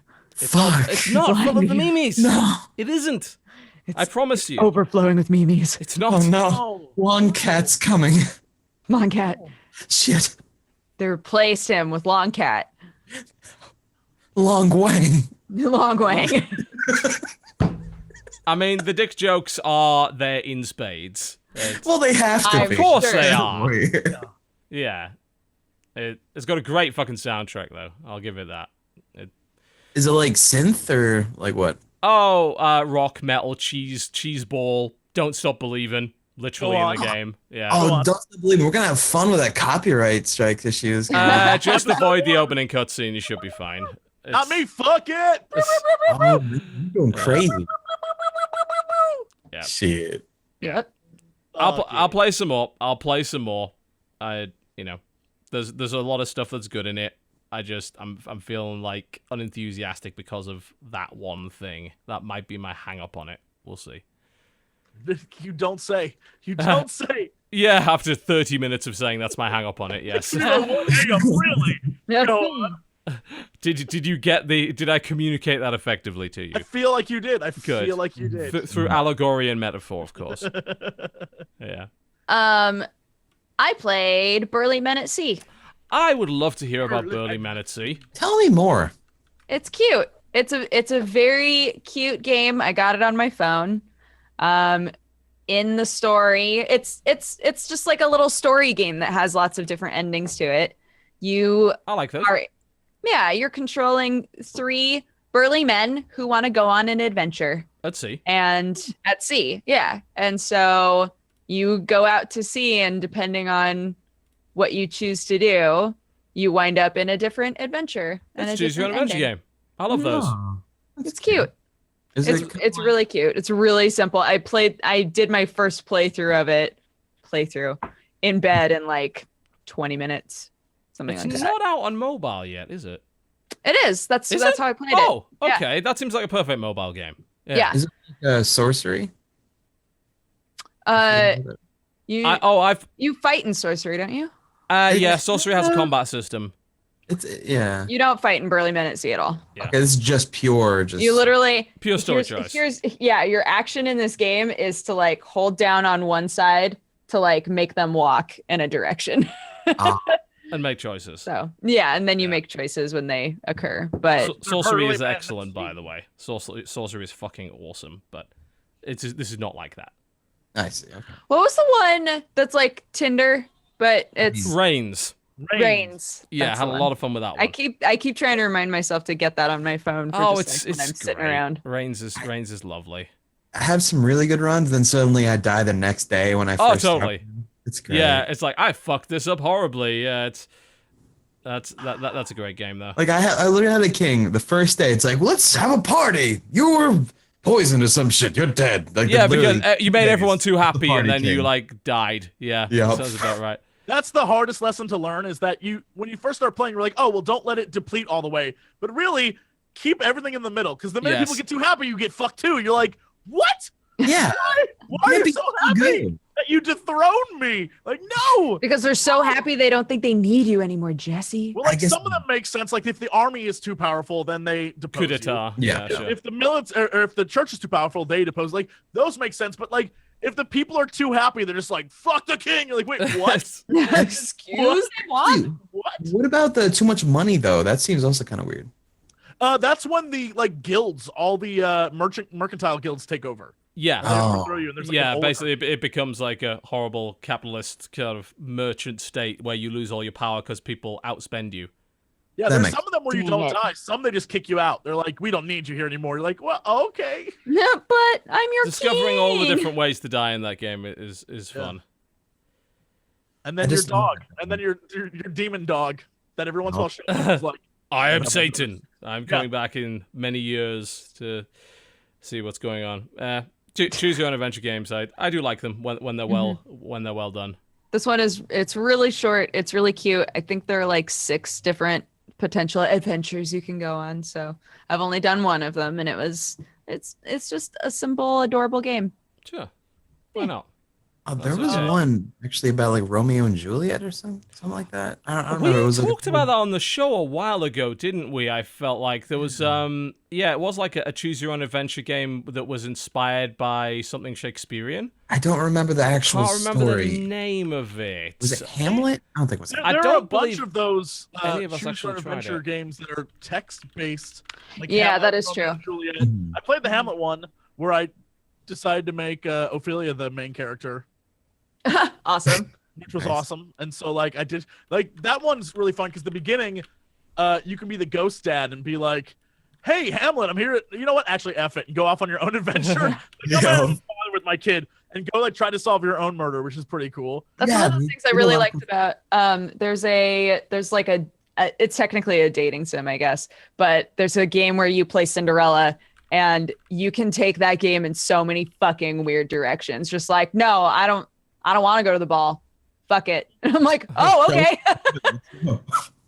Yeah, those Oh, those the kinda game you talked about, Jesse, was to be or not to be. That's To be what or it's not called. to be. Yes, there that's you go. actually pretty fun. That's pretty fun. Yeah, I like It's that a not lot. like too big. There's like a few graphics here and there, but it's mostly text. It's like a text-based adventure, but it's Mm. super silly. Yeah, there's that's all about there's a killing book off the like that. characters in hilarious Wait, ways, is it the isn't same? Wait, Is it? hold up. Wait, Oh, what oh. the fuck? To be or not to Could be. be. It's by Tin Man. Tin Man have done a. Tin Man were not responsible for sorcery, but they're actually responsible for a shitload of. It is. It's the same. Oh my god, that's so Choose funny. your I own had adventure no books. idea that it was. Okay, so originally that game is a book. It's an actual book then. Ah, Interesting. I did not know Oh that. no, Mikasa, I'm so sorry. It's this book. Oh, there you go. Yeah, Oh. yeah, absolutely Yeah, right. that's That's what it everything. is. Yeah. That's That's totally really what it is. cool. Huge. It's awesome. It's got lots of different artists like helped make it, and that's so weird. I was like, wait a minute. Yeah. You own it. There you Yeah. go. Eh, That's cool. definitely a thing. I played a little game by the name of Demon Truck. I have Another that as well. truck game. The problem Another is, fucking truck game. yeah, that game kept me interested for about 15 minutes. I'm like, I think I'm done now. It has a great soundtrack because who does it? Zircon does the soundtrack to it, and I love his music. The problem is that game is a little more than you are this truck in hell with guns on it. It kind of drives itself. You shoot on. and you speed up to ram through things. And the further you get, the more upgrades you get for your truck. But then when you die, you sort of start again, and that's it. I'm like, right. So why am I continuing to play it? I felt like I'd experienced everything the game had to offer in 10 minutes. Right. It's like, okay. I mean, sure, it's got no substance, which is a shame. Because it's presented well and it's a fun idea, but it seems it's got no fucking substance to it. I was like, I'd play this for free for a little while. Wouldn't pay for it. There's a nice slogan of it: a 666-bit cartridge. Yeah, that's cute, but It's cute. It's Satan cute. Yeah, that's this. Yeah. Satan cute. big pile of meh as far as I'm concerned, which is a shame. Like a lot of potential to that didn't really go anywhere. If you want to play a slightly bizarre, but essentially bejeweled game, I played Beglitched. We talked about that on the release list last week, didn't we? And That's right, you said did. it would be right up your alley. You did it. Did you do it for Fan Friday? I think. Yeah. So essentially, Beglitched is a game where you, the player, discover a computer, and there's a glitch witch hacker who's like, "Yo, that's my computer. Since you found it, I'm gonna take a vacation. Just handle the network for me." And the way it works, besides being a really strange, like there's a part of the game where you unlock files on the computer, and they're all very weird, like rules and slogans and riddles, and you're like, what does that have to do with anything? And then there are files you can't get access to unless you unlock other things down the line. So there's a mystery to this game. But at its core, you are going through, if you remember in Jurassic Park when she's like, "It's Unix, I know this," and she starts flying through a Yeah. you're essentially doing that where you're going from like block to block to block, and there's a mini Defeating game. hackers with match 3 somehow. Yeah, but there's a mini game of you moving through blocks because each block has the potential to have a reward in it, have money, or have something you can get, but the block doesn't tell you what's there. All the blocks around it tell you what it has the possibility to be. Okay. So you have to deduce which blocks are what by what is around them. So like if there's a block surrounded by one that looks like a landmine and one that looks like a flower, whatever, you have to figure out what the block you're on is before you decide, all right, well, let's inspect this block, or else it could hurt you, right? So Okay. then there's the hackers who are on this server as well, and the hackers are just represented by little animals and things, and Little animal hackers. yeah, like one of the first guy you meet is just an elephant, and I mean, so the background is nothing but ducks, from what I can tell here. yes. You're probably on DuckNet, I believe is the name of that server. Well, And that it's makes sense. It's run by a duck. It's run by an evil duck king. Perfect. And so when you fight them in the match 3, the way it works is that each of the symbols give you a benefit, and the bad guy moves around the entire time. So the one symbol looks like a computer. If you click on it, it tells you how far away from that spot the person is. The one symbol looks like a radar, or not, like a compass, will point at the direction of where the person's at. And then if you match those, they'll give you like match 3 of the compass. They'll give you a better version of the compass that will actually move and follow them where they move. The batteries give you power that lets you click on actual things. And then I'm trying to think what the other one's called, but basically it gives you the ability to do more turns. Because what happens is after your turns are all up and you have no ability to get more, they attack you and hit you. And so what happens is you're competing against time and this grid and the enemy to defeat them. That sounds super fun. Yeah, I thought it was really clever. And it eventually, the first 2 levels, the bad guys only have 1 life, but eventually they start having 3, 5 lives. And so it becomes really difficult to try and hunt them down and kill them and manage all these match 3 things, because you want to not only follow them, but also keep them from attacking. So you want to match enough where you can keep going. Your turn will keep going and going and going rather than it ticking down to 0 and screwing you over. So it's pretty interesting. I think the underlying, there's a mystery, there's something weird going on. Yeah, I got that feel from it. Right? Yeah, Right. there's definitely some bizarre, because there's one area where you go to that's like a forum, and as you go through the forum, you start talking to people, and you notice some areas are blocked off, and some areas are like people pull you back, like you don't want to go in there, like you don't want to see what that is. And one guy's like, "Oh no, like we should totally go in here." And then another little mouse pops up and it's like, "Yeah." And so they're like leading you someplace, and you end up in your own computer in a file that the Glitch Witch deleted. And you're like, "What the hell is this about?" And it's just like random, weird, bizarre quotes. So there's something going on here more than just the match 3. I'm very interested to see what it is. That just reminded me that I didn't play that Shenzhen IO game. I really Yeah, you need meant to play that, didn't you? Yeah, I went to go and find it because I was like, fuck, what was the name of that game?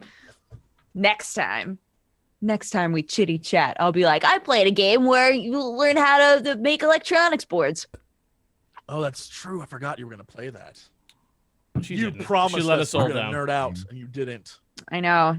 Next time. I'm sorry. I let everybody down. It's my Indeed, fault. you did. It's okay. There's some interesting. Classic Dukes. There's some Classic. interesting Let the releases whole like team that down. popped out today. I'll probably go back to Sunless Sea because Submariner is out now. The big DLC for Sunless Sea.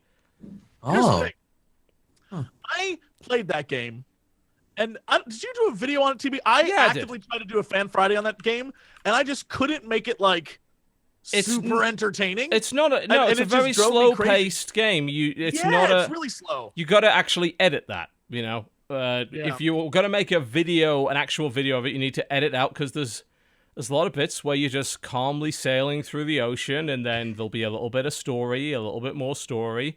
World building in that game is second to none. It's not a fast-paced game at all. Right. It's probably not a very fun game to watch played. But to play, I had a great time playing. Like, if it was just me alone playing it without having to be like, and now I'm doing the voice of the old captain, or whatever the fuck, it would be fun because it's just you're like planning and moving and like, all right, well, I don't have this much fuel left, so I got to do this, this, and this in order to get Right. back. There's a lot of that thought process that if you're trying to like also entertain a watcher is just not going to happen. No. So yeah, I found that playing it just by myself, I had a lot of fun playing it. Trying to make a video out of it, I was like, I don't know that this is possible. Not I found without. it really hard. It was a tricky game, not an easy one. It did like to kill you a lot. I will say that. Yeah. It was a difficult game to progress in, but it was a wonderful game to explore. It was it's a very cool, unique universe. So to see that they brought out, a serious expansion to it is excellent. I'm looking forward to giving that a try. A bunch of new places. You can convert your ship into a submarine and dive under the sea. I don't imagine I would want to do that, considering you'll probably get eaten by a giant old god or some description if you do it. Naturally, yeah.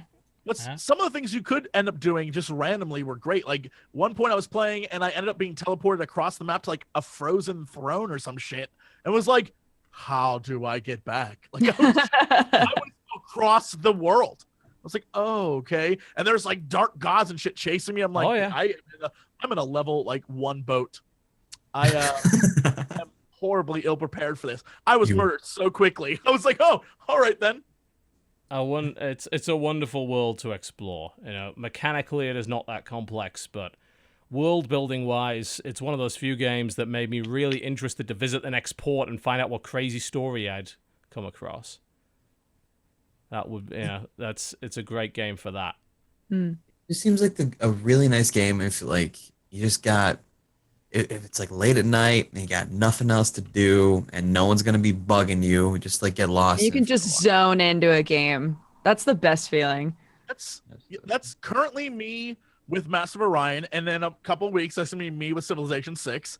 I know how this works. Those are my chill games. I'm just like, I'm gonna sit here and just build 12,000 ships and fucking max out all my technology and just not worry about life and just lean back in my chair as like slouchy as possible, just like, oh yeah, I'm the king, baby, I'm the king. Yeah, I love those games. Those are my chill games.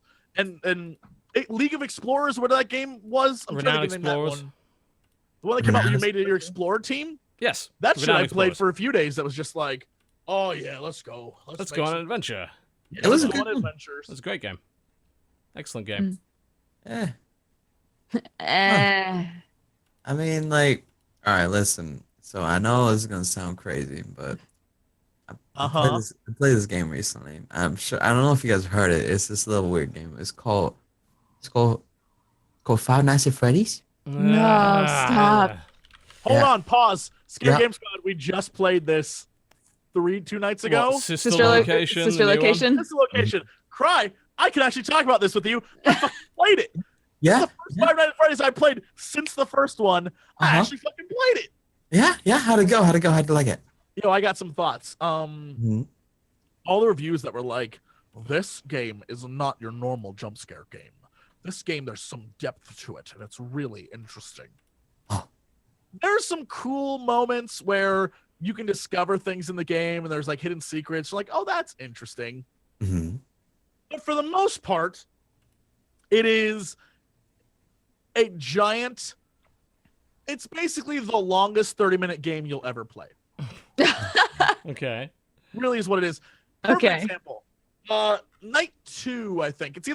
I think it's night 2. Maybe, look, fuck it. Night 3 is the exact same way. It doesn't matter. So I'll go to night 3 because it's even more frustrating. Night 3 is you are told, hey, you have to go across this room, one of the containment rooms. You have to sneak across the floor, and we're going to give you a beacon, this flashing beacon. Oh And yeah. The beacon's going to show you where the door is. But you don't want to flash it too much. You don't want to run too fast because there's someone else in there. And so, just like take it slow. And so you end up having to crawl across the floor with this beacon flashing. And it flashes so quickly that most of the time you don't see anything. And half the time you see, oh, well, there's the door. So, like, I guess I'm in the right direction. And then it'll flash and there'll be like one of the robots right there. You're like, oh, shit, stand still. But it's very slow, very methodical. You're just trying to get to this door. Right. You get through this area, you get to the door, you open the door up, and now you're in one of the games, the mini game things. And this time there are buttons on a Freddy that you have to press in order to open up Freddy. And you have to, you're basically trying to take out parts of him because you're doing the maintenance on a Freddy Fazbear. And you start pushing buttons on it, and he starts springing open. There's a few spring jump scares, right? But then at one point, there's a little hand puppet that vanishes, and it scurries around the room, and you have to catch it. But it has to sort of peer, if you shine a light on it, it disappears. So you have to keep the light off of it, but at the same time have it just so you can see kind of where it's at when it comes up and peeks out, because it has a button on its chest you have to press. If you press anything else on that motherfucker, instant jump scare, instant failure. And so here's the problem. Half the time you can't see him, and so he'll just jump out and kill you anyway. Mhm. Half the time he pops up and will not show his bow tie. So you're like, what the fuck? And if you fail, restart back to, now I have to crawl through that room again. Methodically crawl through that room. Then try it again. If you fail, back again. Methodically crawl through the room. Literally it's a 30-minute game that lasts 4 hours. It is Oh, Jesus. so frustrating. I was like, this is why I don't play Five Nights at Freddy's. I actually rage quit at that exact part because it's so fucking tedious every time. And it's one of those things where because they don't explain the puzzles to you, you don't quite know exactly what you're supposed to be doing. So the second puzzle is literally you have to pull up a screen and get power up rooms. So you have to get the percentages up. But at the same time, the guy's trying to kill you. So you have to put it up, put it down. But when it's down, the percentages slowly drop. And you're like, okay, so I have to hold it up long enough to keep it going, but bring it down fast enough to stop the guy from killing me. But you don't know exactly. The game says there's a button you can press where this voice is it's basically Dodger, don't worry, silly, it'll be okay. And that calms down the bear. Okay. The problem is that the bear, you're supposed to have it on green danger warning. There's a little bar at the top. Mhm. The minute you put up the thing in front of your face, it jumps 2. It goes from green up to 2, and 3 is when he's going to kill you. So literally figuring that out was all we did, we were all right, let's just try to get 25% each time. Let's go 25, pull it That down. doesn't sound fun. These It games was- never sound fun. No, they don't. I have never so seen the frustrating. appeal, honestly.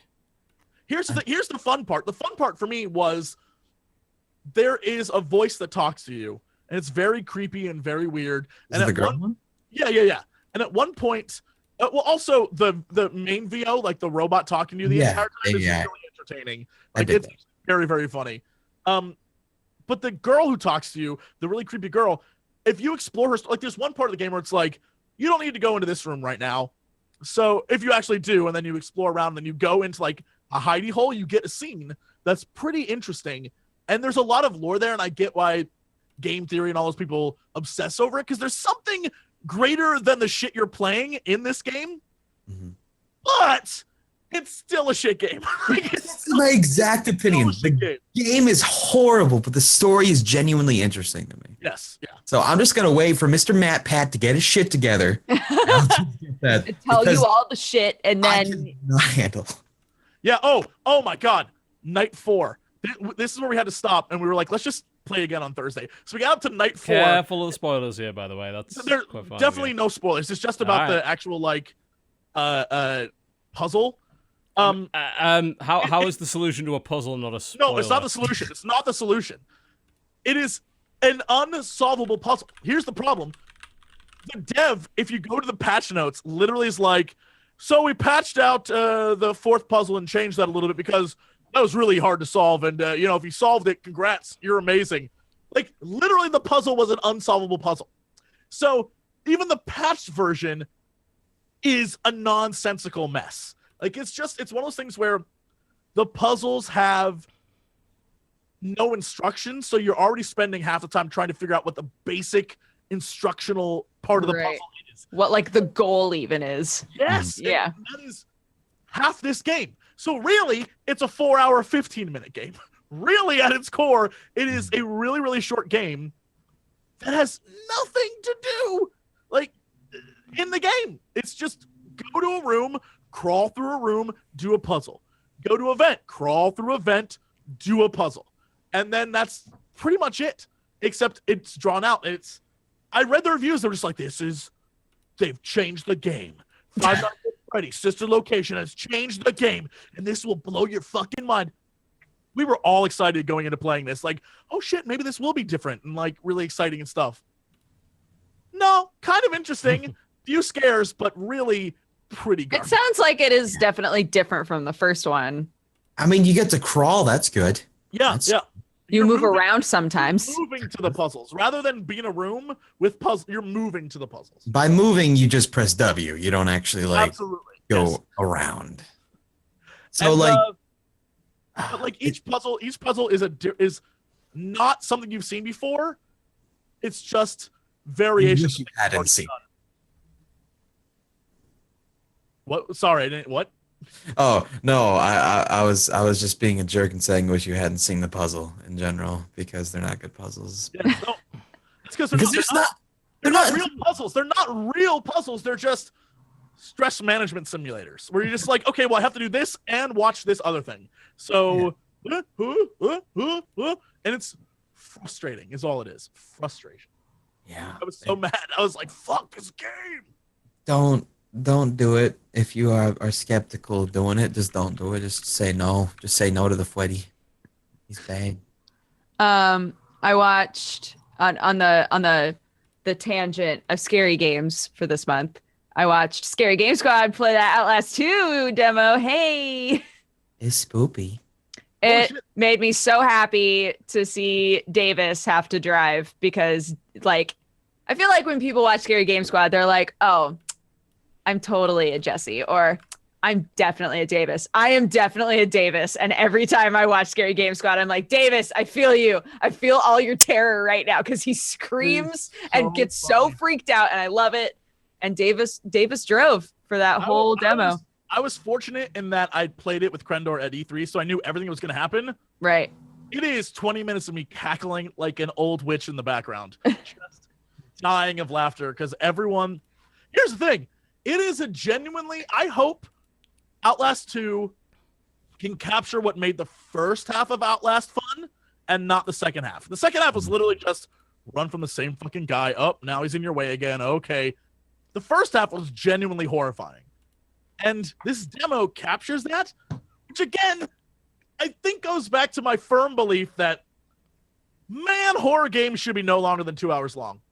Like, I know people would be like, well, I'm not gonna pay $60. They shouldn't be worth $60 either.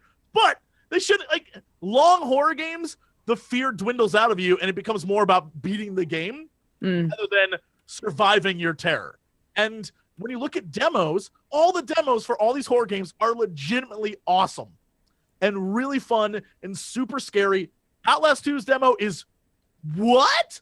And I just wish that I know that when I finally get this game and start playing it, that'll be me for maybe the first hour. And then except for the occasional jump scare, I'll just be like, fucking, I just need to get past this boss. How do I do this? This stupid. I hate that. I don't know. It's been my issue with scary games forever. Yeah. That's just, you just get used to the fear factor portion. So the fear factor portion's gone. All that's left now is the game. And the game is just like, oh, I'm trying to scare you again, but it doesn't really scare anymore. So it's like, okay, what happens now? Now I gotta do your puzzles. And the best example of that is everyone talks about Amnesia being like the scary game. The best example of that is in Amnesia, where the scary monster for the first half of the game, when you first start to see it, it's horrifying, utterly horrifying, until you finally have a moment where you're staring him in the face and you're like, you're actually kind of a cutie pie. When you look at him, you're like, hey. And later on, it becomes such a like joke of like even the game makes a joke of that first monster, and then you get like the invisible monster. Like they keep having to change things and make it like you're playing a new game every time in order to keep the scares going. Because if you don't, all you're doing is just like, all right, well now I understand what this monster is. I'm no longer afraid of it. I just need to figure out how to beat it. And that's not scary anymore. That's just you beating a game that has this guy in your way. Right. And I hate that stuff.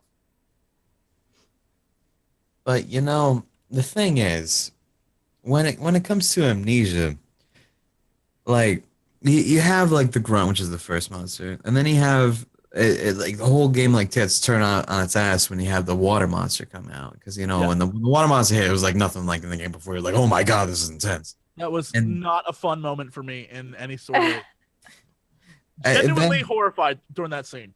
Yeah, absolutely. And then you get to go to the cellar or whatever, where it's like pitch dark. It's like advanced darkness down there or some shit.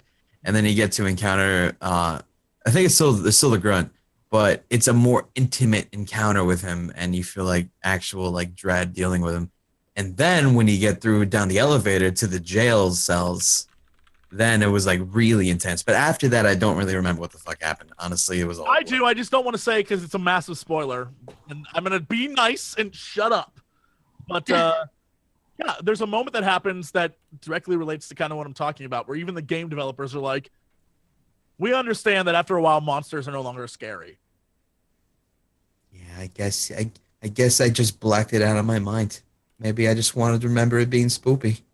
Well, I firmly believe it's probably one of the scariest ones that existed because it sort of was that first time that anyone experienced a scary game like that. Mm-hmm. Because up until this point, most of the scary games were, man, fuck if I even remember a good. Well, Penumbra was really spoopy. That was what I was saying, people too. Did he not get spoopy on Penumbra? I think it's because I played that after Amnesia. Oh yeah, that I wasn't nearly as scared. Yeah, if you played it before Amnesia, it had a pretty similar effect, but afterwards it was just kind of like, all right, man, I can see the age on it now. Yeah, that's it had a good starting formula. I think it's interesting that we've had a lot of scary, like the scariest scary games have been the ones that were very indie and very short, at least for me. The ones that came out of nowhere and weren't like huge, big budget ones. I don't know. But they're always really short and they're always very like concise and to the point. Like, oh, there's a man chasing you. You have to go collect some fucking letters. I thought the first thing was fine. And then they tried to make like a real big game out of it. And I was like, yeah, okay. Don't do that. Yeah. Like, do you remember a game a long time ago? It was around when music hit. It was called Witch. It was like a black and white game. It was all of like 10 minutes long. I remember I played that and I was literally horrified. In this like little house, and you have like this headless woman who's following you through the whole thing, and you just gotta like try to get out of the house. There's multiple endings and things like that, and there's one of the endings ends with it's kind of a spoiler, but I mean, it's just I'm sorry, I just gotta say she fucking just stabs you to fucking death while you're just sitting there like first person being stabbed by this headless woman. It's like pretty intense and it's very like a personal experience. It was honestly really scary at the time. Like I think like games like that, like a free little like hit of terror are like infinitely more acceptable in the horror genre than like 4 hours of Run Away from Naked Man 2, you know? Yeah. Run Away from Naked Man 2. Yep. Basically- that one's dumb. Basically, Outlast. That's the last half of Outlast. It's Naked Man 2 and Naked Man 3 are chasing you. Cat Lady was a game that I really enjoyed as bizarrely creepy. Oh, Cat Lady? Look, yeah. Yeah, like that's a game that I'm surprised Dodger's not played ever yet. I know. I've meant to play it and I never have. And you've said nothing but good things about it. It's a game that it's a horror game, but it's like also kind of shocking. And more importantly, it actually gives you a character to care about. And at the end, like have a moment of just like, yeah, motherfucker, let's do this. It like the build up. It's one of the few horror games where the end of the game, I was more excited about what I was doing then than at the beginning of the game. Yeah. And I thought that was very, very interesting. And the art style just felt so bizarre, like to a lot of things you got to. So it was kind of like surreal, I guess, in a weird way. It was so twisted. Fun fact: the creator's a very nice fellow. Aw. Yeah. Random tidbit of information, Carrie. Good. I like it. Yeah. Cool. Yeah. Which wraps up, I think, what we've been playing this week. Should we take a break? Yeah. We'll come back, we'll talk about what news there is and go through the release list, which is always a wonderful experience. I can't wait. You're watching the Co-optional Podcast. Do not go anywhere. We'll be right back. Well, ladies and gentlemen, welcome back to the Co-optional Podcast for the final 45 minutes or so of the show. News for this week. Yeah. Not much. Not a huge amount. Go on. Biggest news probably that the PlayStation VR is coming out this week, but I'm not sure if any of us have really had a chance to play with it recently, have we? Apparently, like, nobody is getting a response when they contact Sony to be like, hey, I would really love to, like, do some VR content with your headsets. No, and you don't they're give just, a shit. they do not respond. They have no desire to work with people to, like, help push their product at all. I didn't even try to like contact Sony. I tried to just find one to buy. That's a non-existent thing. Oh, they were sold out months ago, yeah. Yeah. And I just wanted I was like, I didn't want the bundle. I just wanted like I can maybe buy all the other pieces separately. I just wanted the non-existent. So Nah, you had to get that months ago if you wanted it. no, I have no experience with it. Yeah. Very I weird. honestly know nothing about it other than the fact that Jesse tried it with Resident Evil at one point. Yeah. I did that with Resident Evil. I did it with the Shark game, which is not a pleasant experience. And I did it with another game that I thought did really well with it. It was you are like sitting in a tank. And you drive a tank around a city and you like shoot down shit, which was perfect because you were sitting in a thing so you didn't get like queasy or anything. So I thought that was my favorite one, but the graphics were like really low-fi kind of poly graphics. I watched a friend play the Batman demo, but I guess you had to be in it to really feel like you were Batman because I was like, meh. And then I tried and gave up trying to play the Final Fantasy 15 demo, which was garbage. Which was flat out garbage. Damn. Yeah. That's a shame. I was like just the VR portion or the actual demo? No, the VR, like the Final Fantasy 15, the game, I'm super hyped for. Okay, good. I've literally played like hours of the game already. I'm just like, oh, it's so fucking good. No, but the VR demo they made is it's a battle that you play where all you do is shoot and warp around. So it's really pretty lame. And then at the end, like Cindy's just like, look, I got boobs, y'all. And you're like, I guess I could oogle you for a while if I wanted to. Oh, I think I saw that. You're like in a car, right? That's Or something like that with her? Yeah, okay. So, Yeah. She does have boobs. She does. She She does. certainly does. Mm-hmm. Certainly does. God bless Japan. Gives no shits. Japan's my last saving grace of perviness in this world. Thank you, Japan. They'll never let us down. Never let me down. Man. Oh, cry! You put us in the same category. Oh, I don't feel so alone and weird anymore. Well, the vast majority of reviews for the PSVR so far seem relatively positive. I think a lot of it comes down to, one, comfort, two, affordability compared to everything else that's currently on the market, with the exception of the gear, but then again, you do need like $600 phone to run that, and the fact that it actually has games ready to go, games with actual big names attached to them, which Right. the other two headsets do not. You know, there's no real doubt about that. The Vive probably suffering the most from that up to this point. Most of those games, I believe, are coming out on the 13th. Batman Battlezone, being a sort of remake of the 80s wireframe tank game. The Drive Club VR. There's a rabbit. There's some sort of invasion thing that looks like Rayman Raving Rabbit. I don't know if it is or not. There's a game called Kismet Headmaster, which is a football game. Valkyrie and Gunjack are obviously things that are already out on other systems. Riggs, which is a mech game of some sort. Job Simulator is coming out. And there's, of course, Until Dawn Rush of Blood, which is The Until Dawn Rails game. Yeah, it's Until Dawn on Rails, which is literally a horror carnival. I actually forgot that was even That's the happening. thing. That's the thing that's happening. Yeah, I mean, that sounds completely useless. they have a large launch lineup of stuff that is finished and playable, which puts it a good step above what is currently on the market, which doesn't actually have all that many finished and playable games. A few of those were ports, though. Yes, definitely. No doubt about that. So, But you got to bear in mind that, you know, for the vast majority of people, this is probably going to be their first VR headset. So the fact that these are ports is really not really relevant to them. Yeah, true. Mm-hmm. Like, what is the actual like setup requirement for this though? Like, I know with the Vive, you got to like do a lot of setup. You don't need as much. I believe that the proper setup is what PlayStation Eye camera, VR headset, and 2 Move controllers. I think so, yeah. Oh, that's not bad at all then. Yeah, I don't think you need all of that to play some of the games. The tracking is apparently not brilliant compared to, you know, the Vive, which obviously has fairly advanced tracking going on. But I believe you can play some games, just sit down with a controller, put your headset on, and go. Okay. If you wish. There's probably going to be shortages, I imagine, of both PlayStation Eye cameras and Move controllers for quite some time as a result of this thing.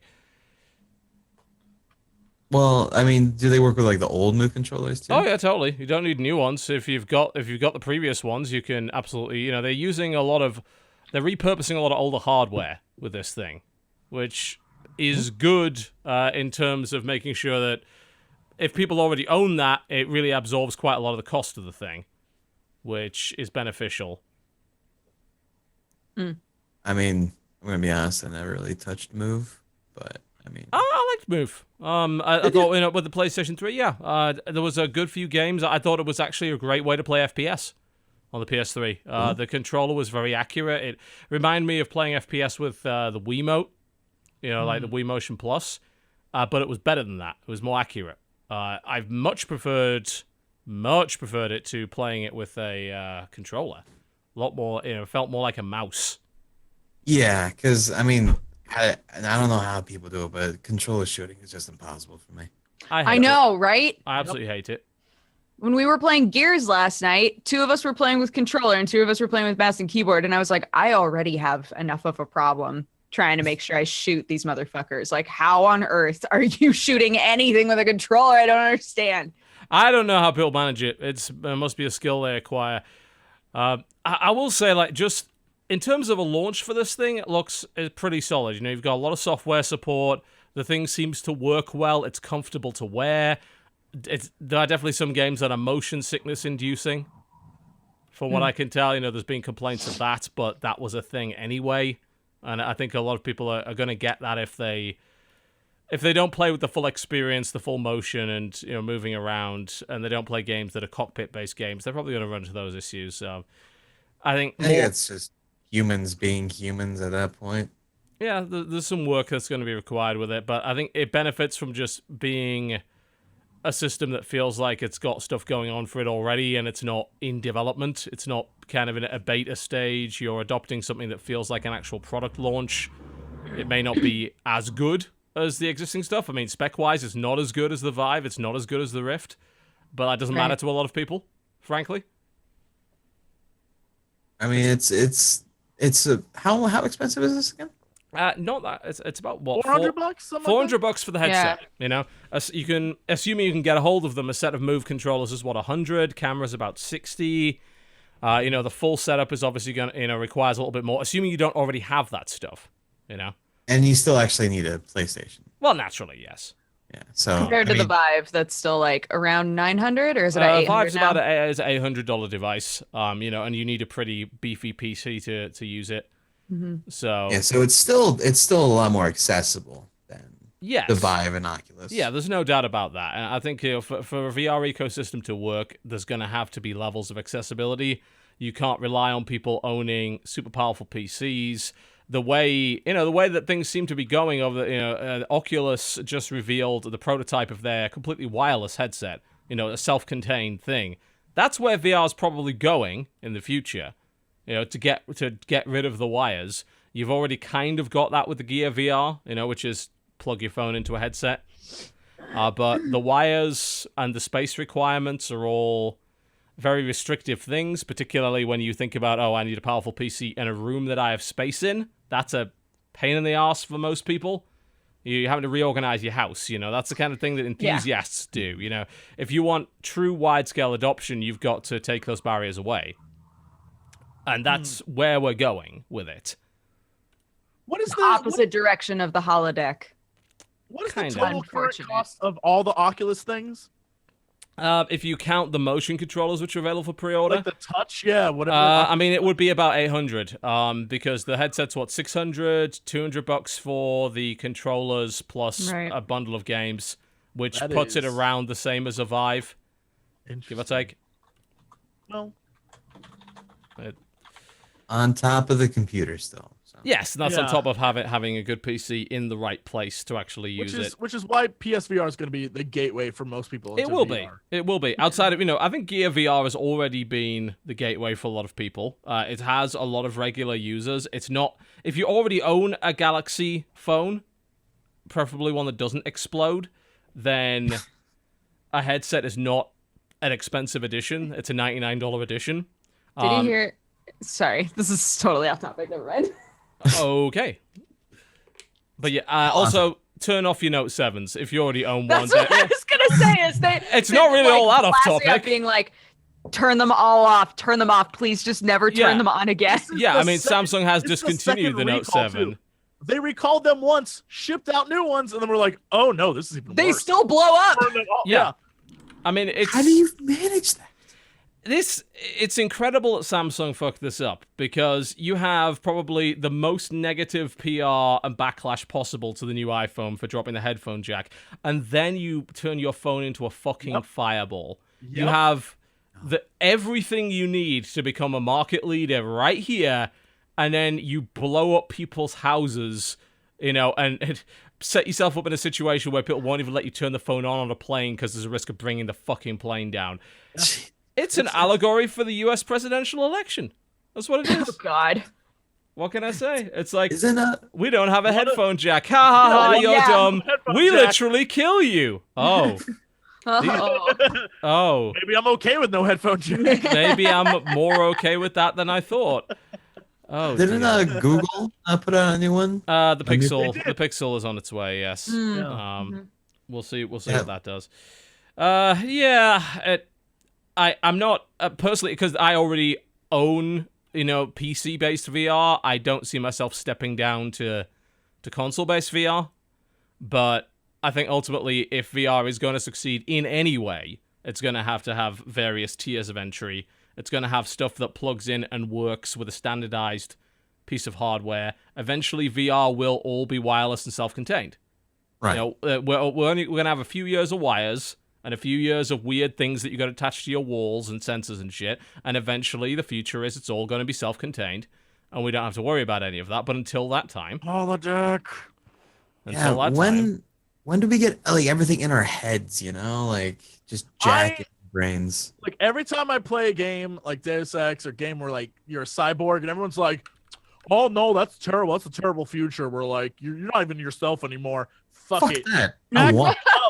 I want to be half robot. Let's make this shit happen. Fucking do that shit. Like Also, have you guys seen the headphones that just sit on your temples? Yes, and there's skull headphones. There's Fuck, yeah. I want those so You badly. you just hear it like through your skull. It doesn't That's even go in really your old ears. technology. You realize Sunglasses? the whole idea of the bone reverberation thing, that's not new. Like, that's actually been around for a long time, But surprisingly. it still feels like the future. Yeah, but they're sunglasses now. They're sunglasses where the music Ah. comes through like this part of your sunglasses. Now you feel the And so cyberpunk. you like put them on. You're like, "Yo, what up?" And you're just going down the road. And you can thug life real hard.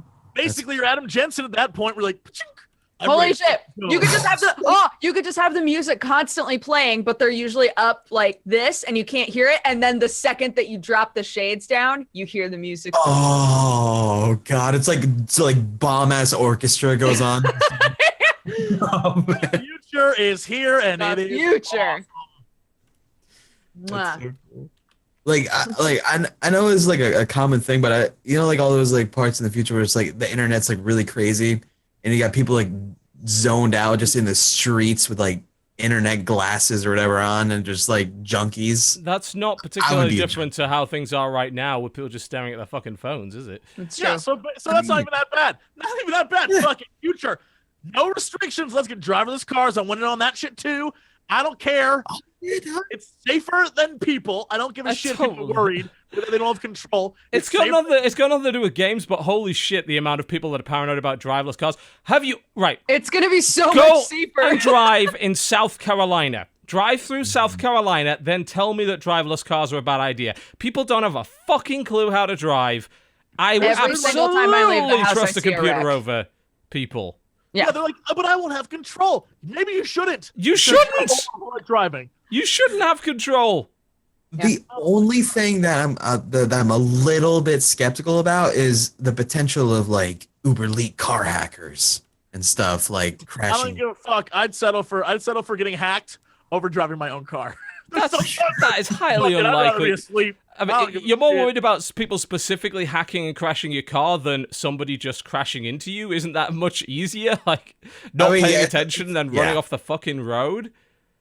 I mean, I would definitely take it over it. I'm just saying, like, that would be like the only like drawback is that, and that's probably infinitely not as bad as It's a guy in a fucking absolutely semi-truck having not. a bad day. I guess, I mean, chat's right. Car hacking already does exist. And Well, no it one's does, fucking yes. worried about that. So, Let me Yeah. put it this way. My wife was driving back from Ohio yesterday and was stuck on a mountain in the fog because you drive to North Carolina to Ohio, you have to go over the mountain range.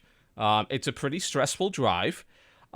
Two semi-trucks had jackknifed each other on the side of a fucking mountain, and she was stuck there with the rest of the cars in the fog with no idea what was going on. And it That was sounds terrifying. It was terrifying. She called me. It's like, I don't know what to do. Like, no one here knows what to do. I was like, yeah, right, okay. That's a pretty damn fucking strong argument for driverless goddamn cars, because even people that are experts at driving, that do it for a fucking living, have horrible accidents. absolutely. Shit happens. Like, And a driverless car don't give a fuck about fog. They're No. good. no, it doesn't. Didn't the Google car drive all across America with no accidents at all? Yeah, I think until someone was- rear-ended it, yeah. There was one accident caused by a person. Caused by somebody else. There you go. But the whole people are just afraid that they won't have control over it because it's like, oh well, the robots make The decision. robots are going to rise up. But here's the thing, it's making a better, smarter decision than you would make. Absolutely. I don't think people realize how dumb they are in comparison. Well, it's collective Dunning-Kruger. Everyone thinks they're a master fucking driver.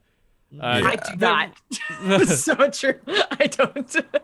I mean, if anything, you see how people react to heavy traffic and the illogical things that they do that make the traffic worse, and then you figure out there is a efficient computerized model that would make this traffic go away, and you don't know what it is, and you are not participating in it. In fact, you're doing the exact opposite of what you should be doing, whereas the computer would.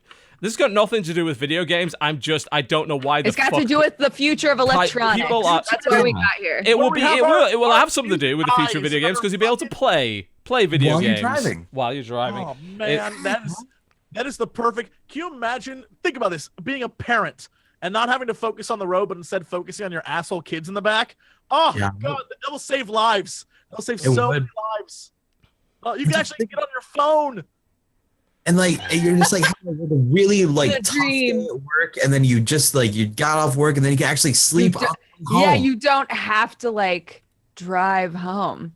You can snooze all the way home if you want to. I'm napping on my way home. That's the dream. I mean, I think to be fair, it would take me a while to trust the car enough to like sleep in that car. I don't think that I would do any better. The thing is, it's down a lot to like the same problem that a lot of people have with flying. It's not that flying is unsafe; it's that feeling of lack of control. Yeah, they would obviously probably be terrified to know that 98% of the flight is done by a fucking computer, not by the pilot as well. But only takeoffs and landings, really. And those are the two most dangerous parts of the flight. The two things that are controlled by experienced pilots with 30+ years experience. I don't know. It's. A lot of the fear is irrational, certainly of it. Yeah, and I don't think we're talking about a future where you can't drive and like let the hair down and drive. We're just talking about like you press a button and your car does the fucking work, and you're like, I'm gonna go to bed. You don't have to, shit. And people will. They'll be. I don't know. I don't even know why we're talking about this, but I'm okay with it. Fuck the fear of it. Yeah, our robot overlords. You can't come fast enough, robot overlords. The fear of technology. Hurry up and get here. I said it before, I'll say it again. I would be Cypher so quickly in the Matrix, like, fuck it, put me back in. I don't give a shit. I'll sell all these assholes out. I just want to eat steak and be like happy in the Matrix. Sign me up. I'm okay with it, robot overlords. I know you're listening, AI. I know you're listening. I'm one of the good ones. Yeah. I love how every single time we're talking about an apocalyptic situation, Jesse's like, I hope you all know that I'm the one who's going to betray every single one of you. He's honest at least, though. Great. Now I know not to have you in my crew.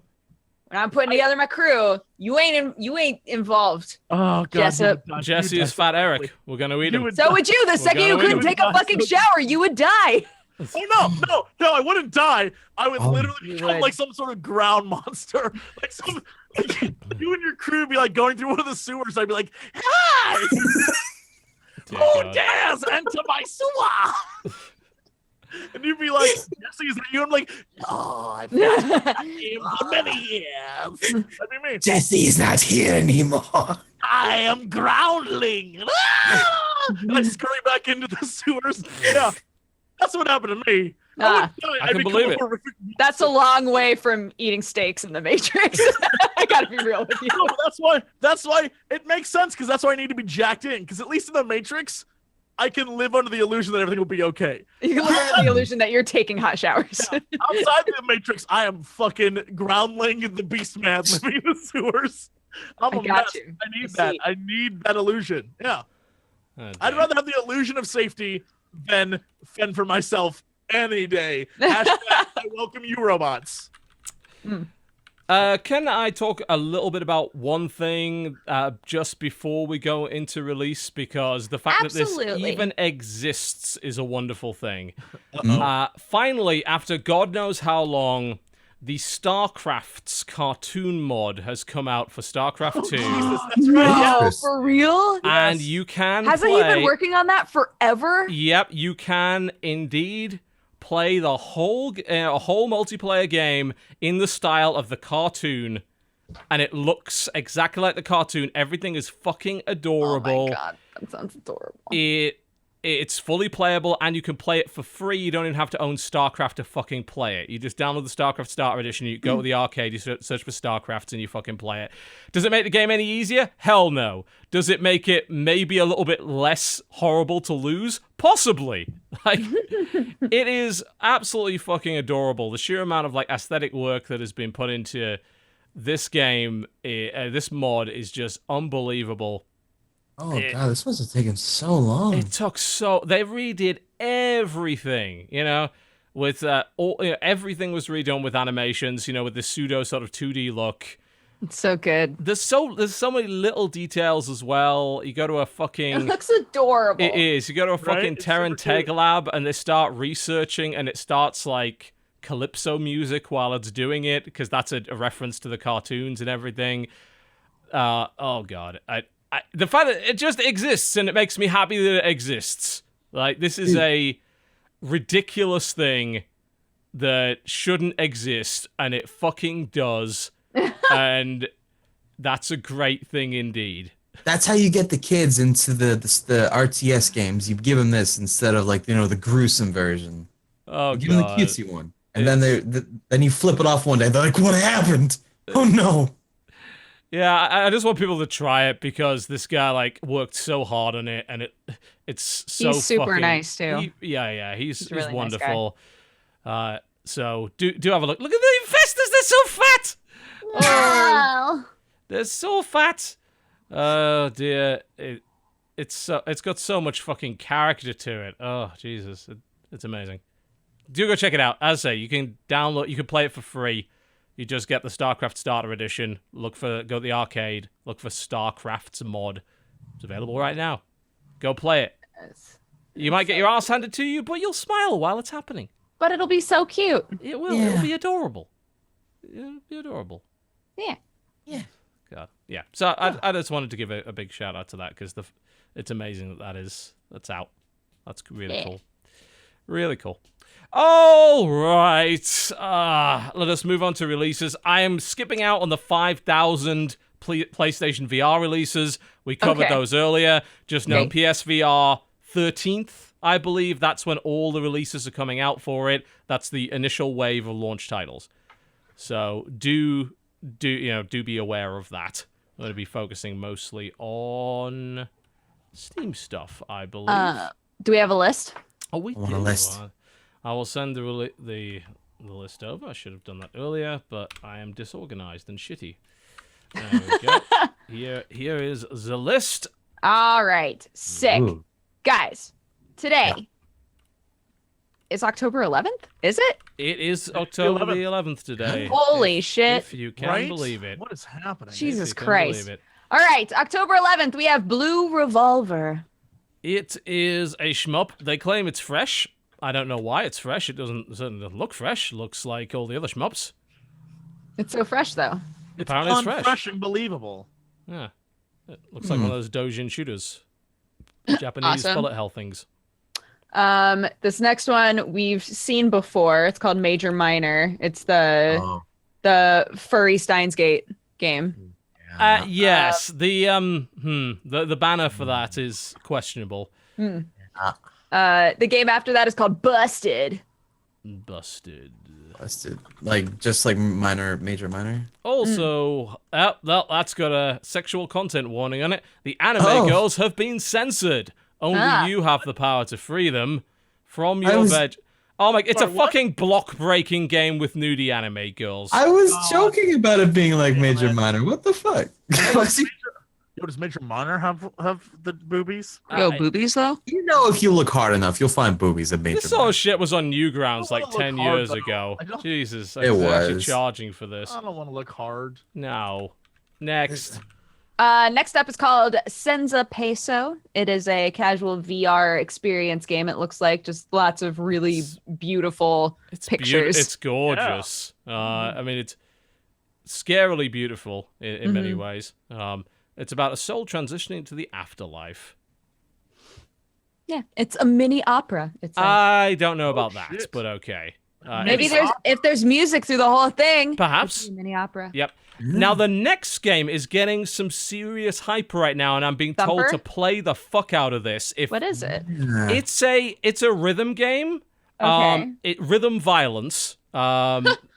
It reminds me a bit of Audio Surf. It looks incredible. People are really digging this one at the moment. It was completely off my radar, mostly due to the sort of generic name behind it. But I know Jim Sterling adores it, and there's a bunch of other people who have said that this is a fucking awesome game. It looks it. I have to admit, that looks like a hell of an experience. Gorgeous and terrifying. All right. Yes, apparently it's Awesome, yeah. also terrifying. 9 levels of rhythm hell, adrenalized boss battles, including the terrifying Crackhead. I'm sorry, what? A pulse-pounding original soundtrack, hurdle forward, master new moves, reach overwhelming velocity, psychedelic visuals. I mean, yeah, it definitely has that. I'll give it that. Yeah. Dude, PlayStation VR optional. That shit would blow your mind. The next game is called K-Rollic.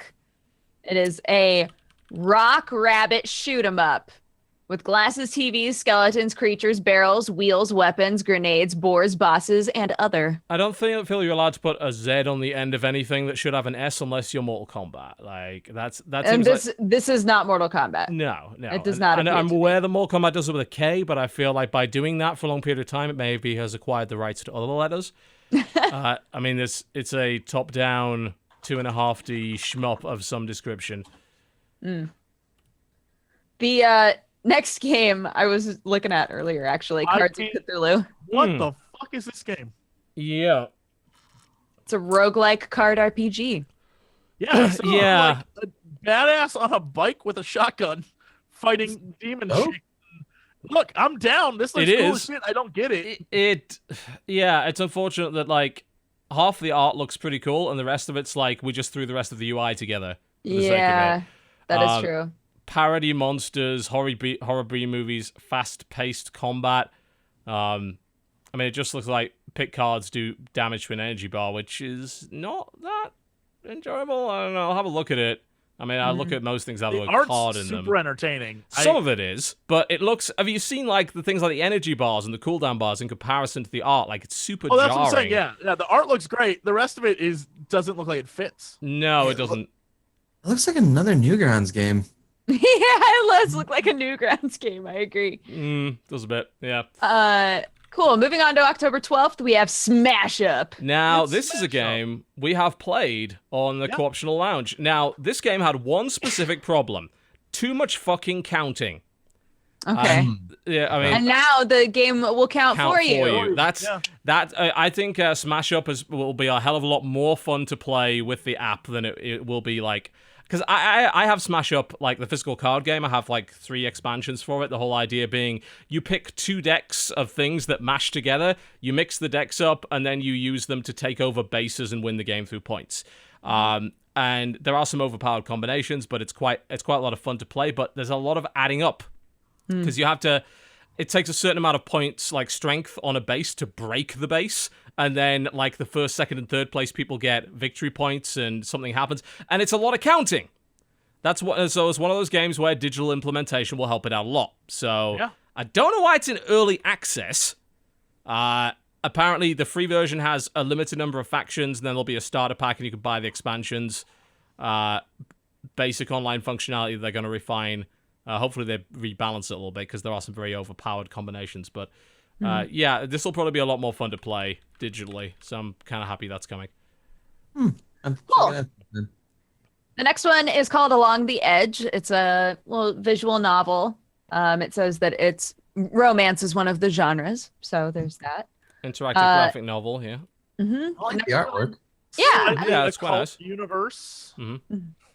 Yes. I'm okay. I like that it says that the choices will impact the main character's appearance. I'm Ah. like, oh shit. Interesting. I'm gonna make sure she eats 4 burgers a day. Oh my god. I want to play this, but dark side it and play her pure evil. Oh Yeah, my god. man. Oh, See that'd be what cool. happens. You have her grow Yeah. horns or whatever the fuck, like in Fable. Well, the next one looks highly ambitious. Early Project access. Genome. Yeah, Oh. the trailer's like in live action. There's a naked lady with plugs on her back, and then she puts on a suit, and then Go on. open world non-target sci-fi MMO with innovative character progression, pilot a walking robot, transform your body's DNA. This sounds extremely ambitious. Yeah. No, I have a feeling this kind of thing would work great, but I don't know. Who are these people? Who's There's a making it? fucking spaceship. This game apparently has literally everything in it. Although gameplay-wise, it looks a little bit like Defiance. It's got a fucking wingsuit in it. Defiance? That's why the live action's there. Maybe, yeah. Fine. I mean, I actually thought Defiance was not bad as an MMO. That was pretty fun, actually. Yeah. this looks stupidly ambitious. Like, I am intrigued. I mean, it looks like it could be fun. But you fucking build shit. You should. Jesus Christ, what can't you do in this thing? Yes, I'll wait for it to come out of early access. Thank you very much. I do like the fact that it has a combat system that is not tab target or anything like that. It's proper shooting, which you know that I'm sick of tab target MMOs. But this looks very ambitious for what it is. So I will stay skeptical until we see what's going on with it. Word. The next one is called Ballistic Protection. With stylish old school graphics, I beg to differ. Yeah. It is It's a very old looking tower defense game. with a terrible font choice and UI. The next one. Yeah. Okay. Okay, Sure. the next one's called Razortron 2000. Well, at least the name sort of gives you that impression that it's going to be. It's a casual infinite racer with an 80s vibe. You push. Oh. Very 80s. Oh. Huh. Yes. The next one. That is a What? kind of 80s vibe. Yes. The next one's called Shards of Azuria. It says it's an isometric craft and build RPG. Create a character and a new world. Start your adventure by waking up in a town. You're greeted by the locals of Azuria, and then you begin your way. Like, it looks like you literally do just like build houses and stuff, and I'm kind of into it. It looks like an old game I used to play. I don't remember what though. Gives me a little bit of an Ultima vibe. Ultima Yeah, it might have been Online. Ultima. Early access, of course. One thing course. we did miss, incidentally, on the building front, because it's not coming out on PC, which is a shame, is Dragon Quest Builders that's out today, which has got a lot of good reviews. My copy, I think, Yeah? should have arrived by This now. game? That Oh. game right there. Yep. I played it at E3. It legit is. Imagine Dragon Quest was like, let's make a Minecraft style game, but give it a story and like plot. Yeah, That's pretty much what it is. It's great. Perfect. and build a village kind of Animal Crossing style, and people come and live in your village and shit. And it looks like Dragon Quest, which is always a plus. Yeah, I do. I hope that comes to PC eventually, but I have it on PS4. I'm going to try it. We'll hope. The next game is called Hidden Dimensions 3. Sci-fi based collectible cards game. Oh dear. Ugh, the interface on that looks grim. Yeah. Entering a very populated market with a game that does not initially impress on looks. Ugh. Right. That's gonna struggle to get an audience, I think. Well, the next game is called Zulu Response. It is looks like it's just a combat game. I got no worries. It's more than that. It's supposedly a more realistic depiction of the Zulu War, the war with the Zulus that, the British had in 1879. Ah. You can play as a Zulu warrior. It's got multiplayer. There's a market for games like this with old school weapons, old school like stand in a line with muskets kind of tactics. There's been a show of popularity with that, particularly with mods for Mountain Blade, and of course the expansion for that, Napoleonic Wars. This certainly looks like it's very ropey, early access. I mean, it looks like a Half-Life 2 mod, honestly. Would a game like this be enjoyable to play? Potentially, sure. This one doesn't look ready for release by any stretch of the imagination, but hey. I've seen worse. Yeah. I have, yeah. The next game I actually played, I want to say like a year ago. It's called Goner. It's a procedurally generated 2D side-scrolling platformer game. Tough as hell. Yeah, join the club on that one. Love it. Yeah. It was all right. I think the art's What I- kind of cute. Yeah, what I played of it was okay, but not anything that made me like, oh my gosh, this is going to be so fun when it comes out, I feel like it takes a lot on that genre these days to get that. Yeah. Although this one, I mean, again, the art style does look very unique. There's some interesting stuff going on here. Pretty psychedelic. Yeah. The next game, Jesus Christ. Next game was called Bitmaster. I think you mean Fury. What? It looks like Fury. Oh, Oh, I was like, what? okay. I mean, yeah, it looks like a not very good version of Fury, yes. I mean, it's just, it says inspired by Geometry Wars, Crimson Land, and Satellite Rain. I don't know where it gets Satellite Rain from, but Right. yeah. It's a twin stick shooter. It's a twin stick Yeah. shooter with horrible UI. Next. October 13th, we have Draw Slasher. Ew, draw. You draw and slash? One would assume so. A unique and demanding action-based beat-em-up where you need only the mouse to play. Cut, snip, sever, chop, shear, and trim hordes of pirate monkey zombies TM. Ha ha ha ha ha. Lift spork. This was made by people that like Invader Zim too much. Oh dear. They love the memes. The wacky. They're really into memes. Got it. Yes. The next game is called Loading Human Chapter 1. And it looks like a VR story game, which I'm super into. Yeah, that sounds actually very interesting. Mm-hmm. Huh. Your dying father, an esteemed scientist, summons you to his Antarctic base to undergo an intensive interstellar quest. Hell yeah, I'm in. Let's do it, Dad.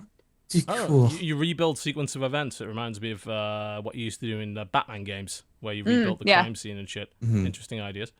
Do that in Vanishing of Ethan Carter too, right? Yes, you do. That was my favorite part of the game, actually, like reconstructing what happened. That was great. Yeah, it was really good.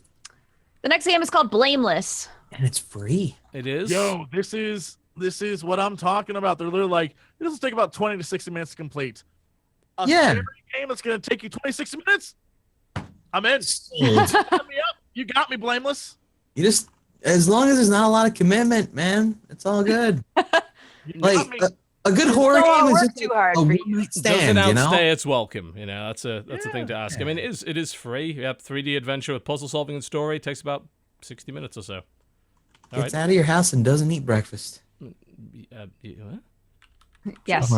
Don't worry about it. Don't worry. Yes. Okay. No, true. Yes. I'll forget that. Okay, good. Next- Thank you. You Wake get it. up, it's already gone. Exactly. Don't even have to talk. Already gone. Don't even gotta look him in the eye. Knows the rules. Knows the rules. The next game is called Polygod. Just in It's case you aren't already a- sick of like the voxel style of. It's a roguelike randomly generated FPS game. Oh. Oof. Wow. I mean, it So- looks pretty decent. There's that. It has online multiplayer with randomly generated maps and stuff, which is interesting. That's neat. Early access, once again, of course. Yeah.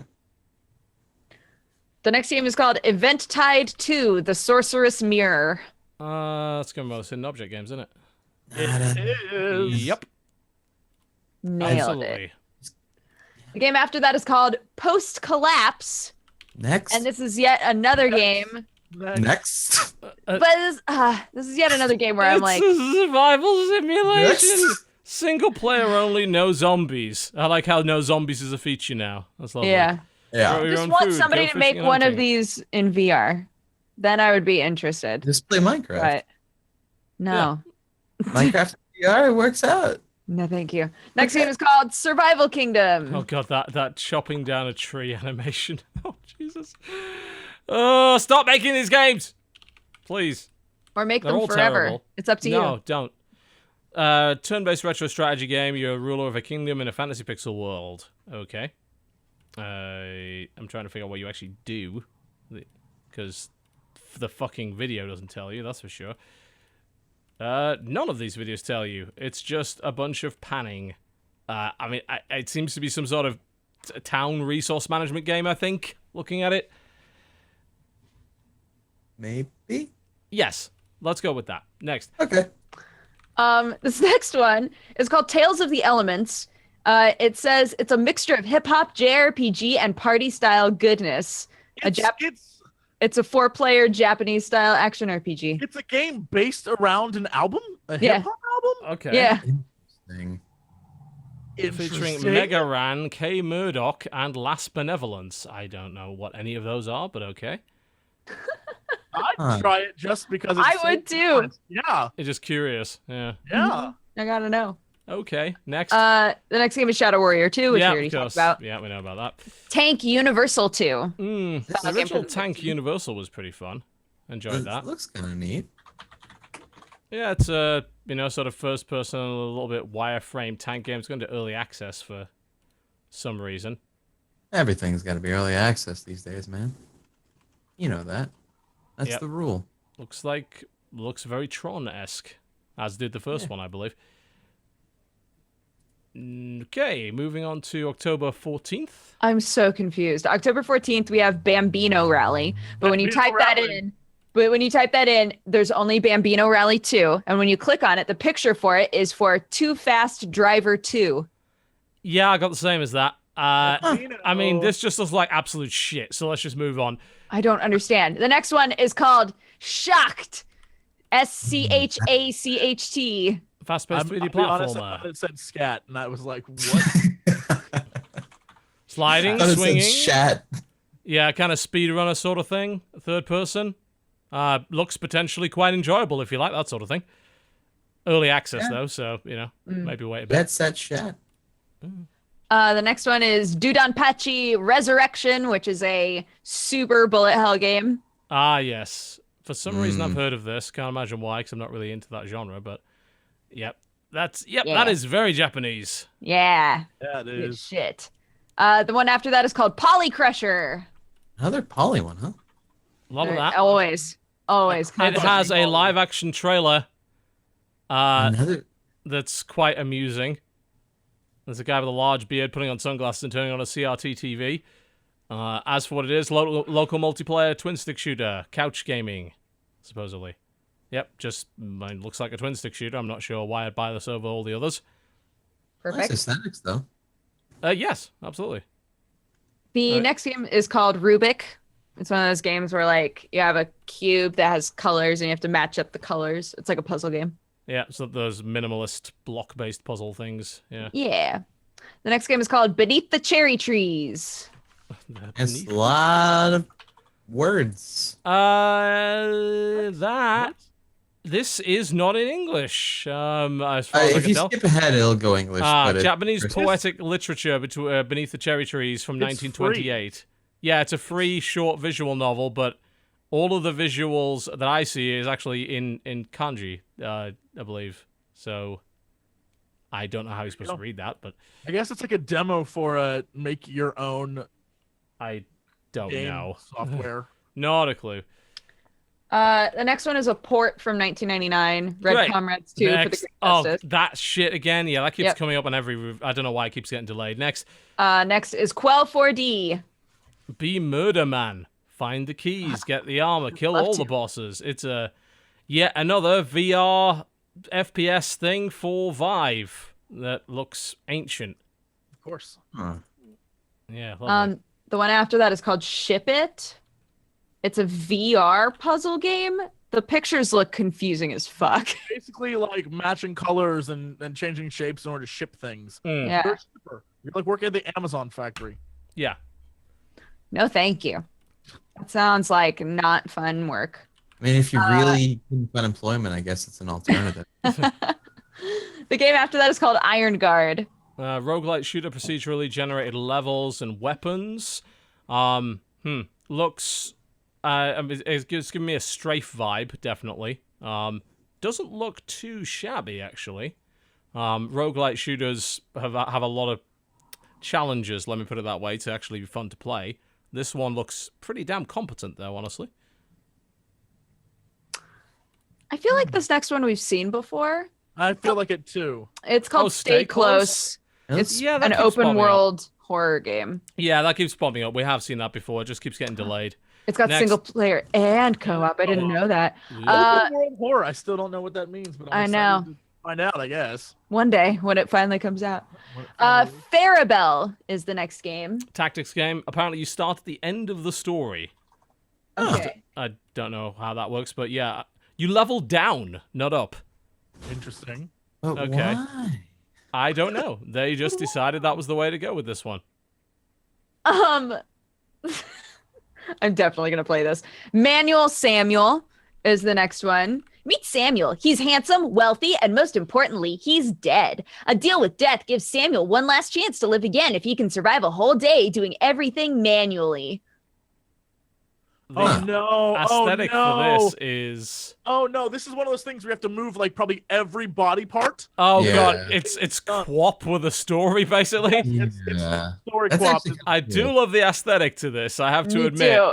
This looks frustrating as fuck. Mhm. Oh yeah, nope. Oh dear. Oh I my. would try it.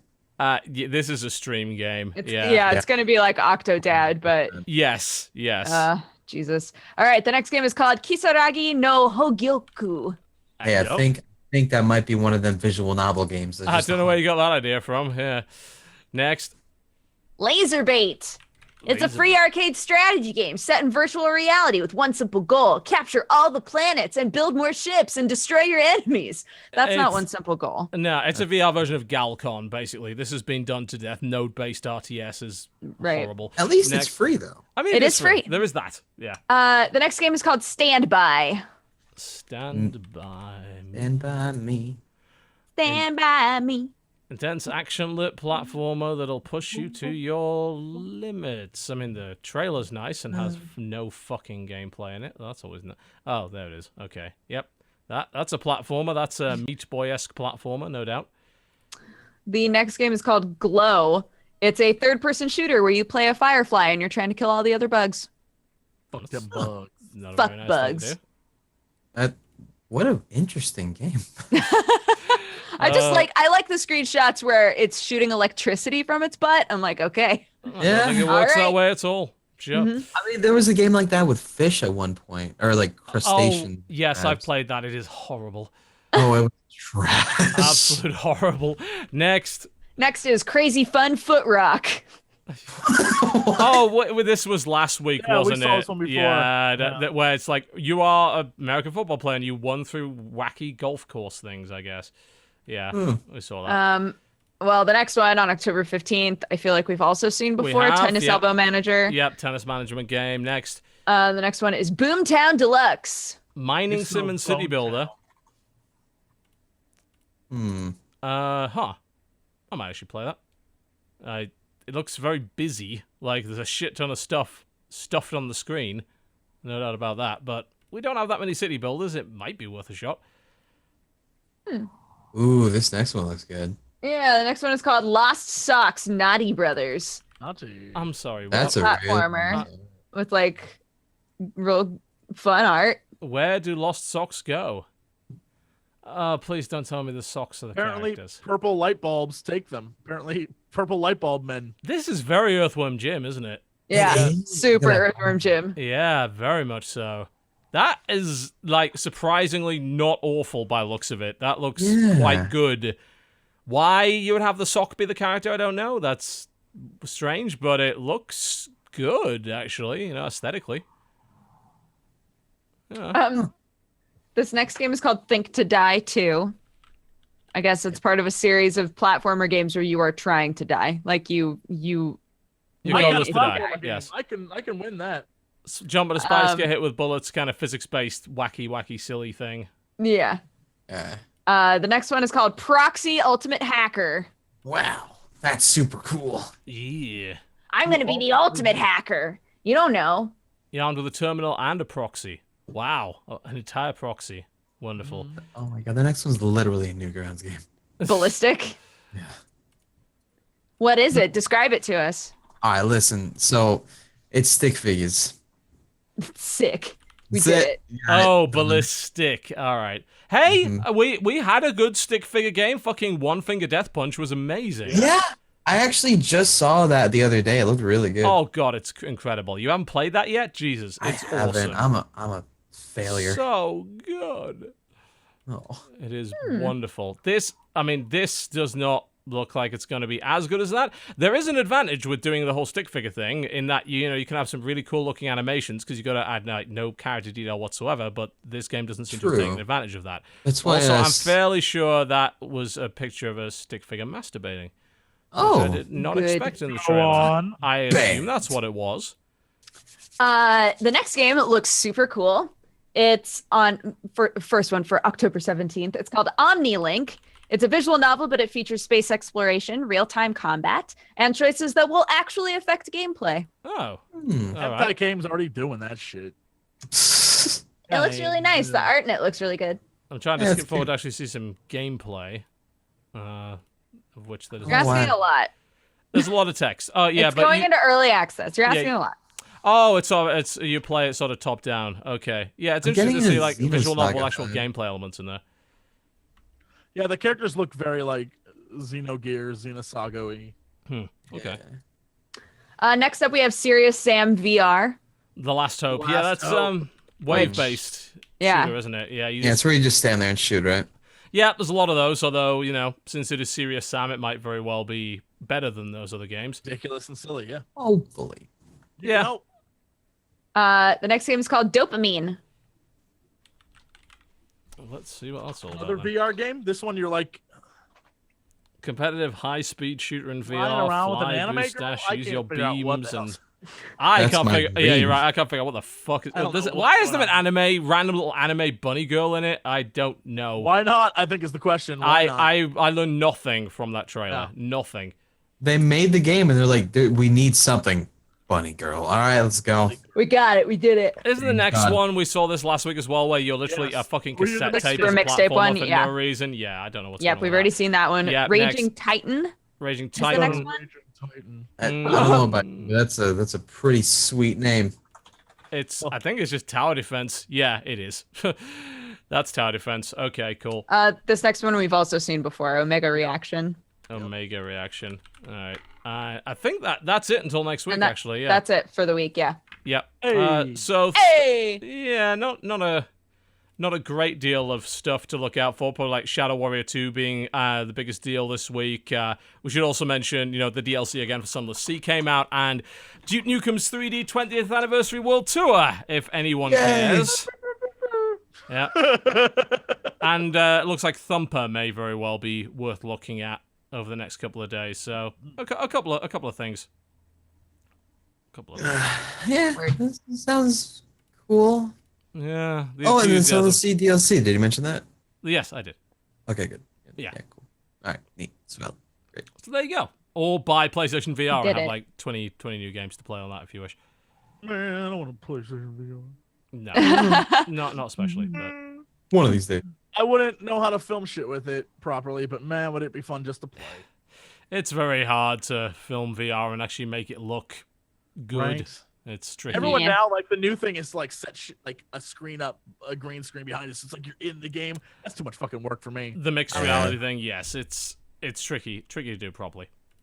Go old school style. Just like get a camcorder and point it to the TV. That's all you gotta do. Yeah, go back to the old school. You don't quite experience it the same way. That's about it, folks, for the Co-optional Podcast this week. Thank you very much for watching. Big thanks to our sponsor, of course, squarespace.com/cooptional. Go get 10% off your first order. Go make yourself a website. I'm sure you can find some use for one. Be the edgelord that you know you are inside. Indeed. Absolutely. Express yourself. You can do that. We do have some stuff coming up this week, of course. People are like, talk about the Overwatch event. There's skins and a brawl. Cool. You can Hey. buy them with in-game Skins came out, currency now. guys. Hey. Great. That's an New improvement. skins. They Dude, made skins. Mercy, they gave Mercy an outfit that looked better in source media porn. So, shout out to Wouldn't Overwatch know. for doing that. What is this talk about? It's basically what they did. Let's not even pretend that's what that was. Junkrat is Frankenstein. Roadhog is Frankenstein's Frankenstein's monster. monster. Yes. Indeed. They're so cute. Yay, They missed skins. the ball That's there. fucking news, isn't it? All right. So what have you got coming up on the channel this week, Jesse? What's going on? Yo, right now, if you're a big WoW lore nerd, you can go listen to the second episode of myself and Noble and Ross talking about Legion lore. That's up right now. A Scary Game Squad. There's going to be a bunch of episodes this week. The last episode of Uncharted 4 is going up this week. And I think here in a little bit, I may actually go play Overwatch and make a video of that. Go do video. that brawl event. It's a PvE thing, horde mode thing, isn't it? I think I might try that here in a little bit. So yeah, that's it for this week. So tune in for all that cool stuff. Dodger, what's going on with the channel this week? What's going on? Might finally get Backstage Pass out. Hey. And also, a Naruto Online video that I was paid to make. Hell yeah. Yo! We've also this won't go up this week, but we're filming the first Welcome to the Fandom in a long time this week. So I'm really excited about that. It's been a I'm in while. that episode. The Phantoms. He just might be. Yeah, the episode's called "So You Decided to Become a Fan of Jesse." lot of tears and tissues being passed around. It's really sad, actually. Yep, it is. Yeah. A lot of me apologizing. Like 6 years. Oh, Jesus, I'm so sorry. You could have had a family in that time. Cry, what you got on the agenda for this week? Nothing. Cool. Good to know. Although you may very well be showing up to possibly my board gamey thing for Able Gamers on Thursday? Oh. Maybe? On Thursday. Maybe. Oh my. Thursday's gonna be a day. Oh. Thursday. Oh my. You see what I did there? I put that out in front of an audience to deliberately pressure Now you I into have. joining. It's kind of like proposing to somebody in public, so they have to say yes. Absolutely. Yeah. Although for me, it's more obnoxious that I did it at someone else's wedding. The ultimate faux pas right there. Oh man, that's fucked up. It is. Yeah, sure. Let's do it. What time? I'm a manipulative son of a bitch. But what I will say is that we'll be running that from Thursday 3 p.m. onwards. Probably going to do about 6 hours of board games, Battlestar Galactica, Snake Oil, possibly a few other things. Rotating cast of guests. People have confirmed so far. Octopump's going to be there. Sinvictor's going to be there. Some other people, probably these two at some point. Maybe. Yeah, I'll come for part of it for sure. Hell yeah. Absolutely. Hell yeah. Yep, so we're going to be doing that, raising some money for Able Gamers in 2016, highlighting the benefits of Tabletop Simulator for those with motion-based and, of course, housebound disabilities. And what I will say as well is we're going to be doing a special deal with Chrono GG, our partner on that day. We're going to be selling you copies of Tabletop Simulator at the lowest price ever.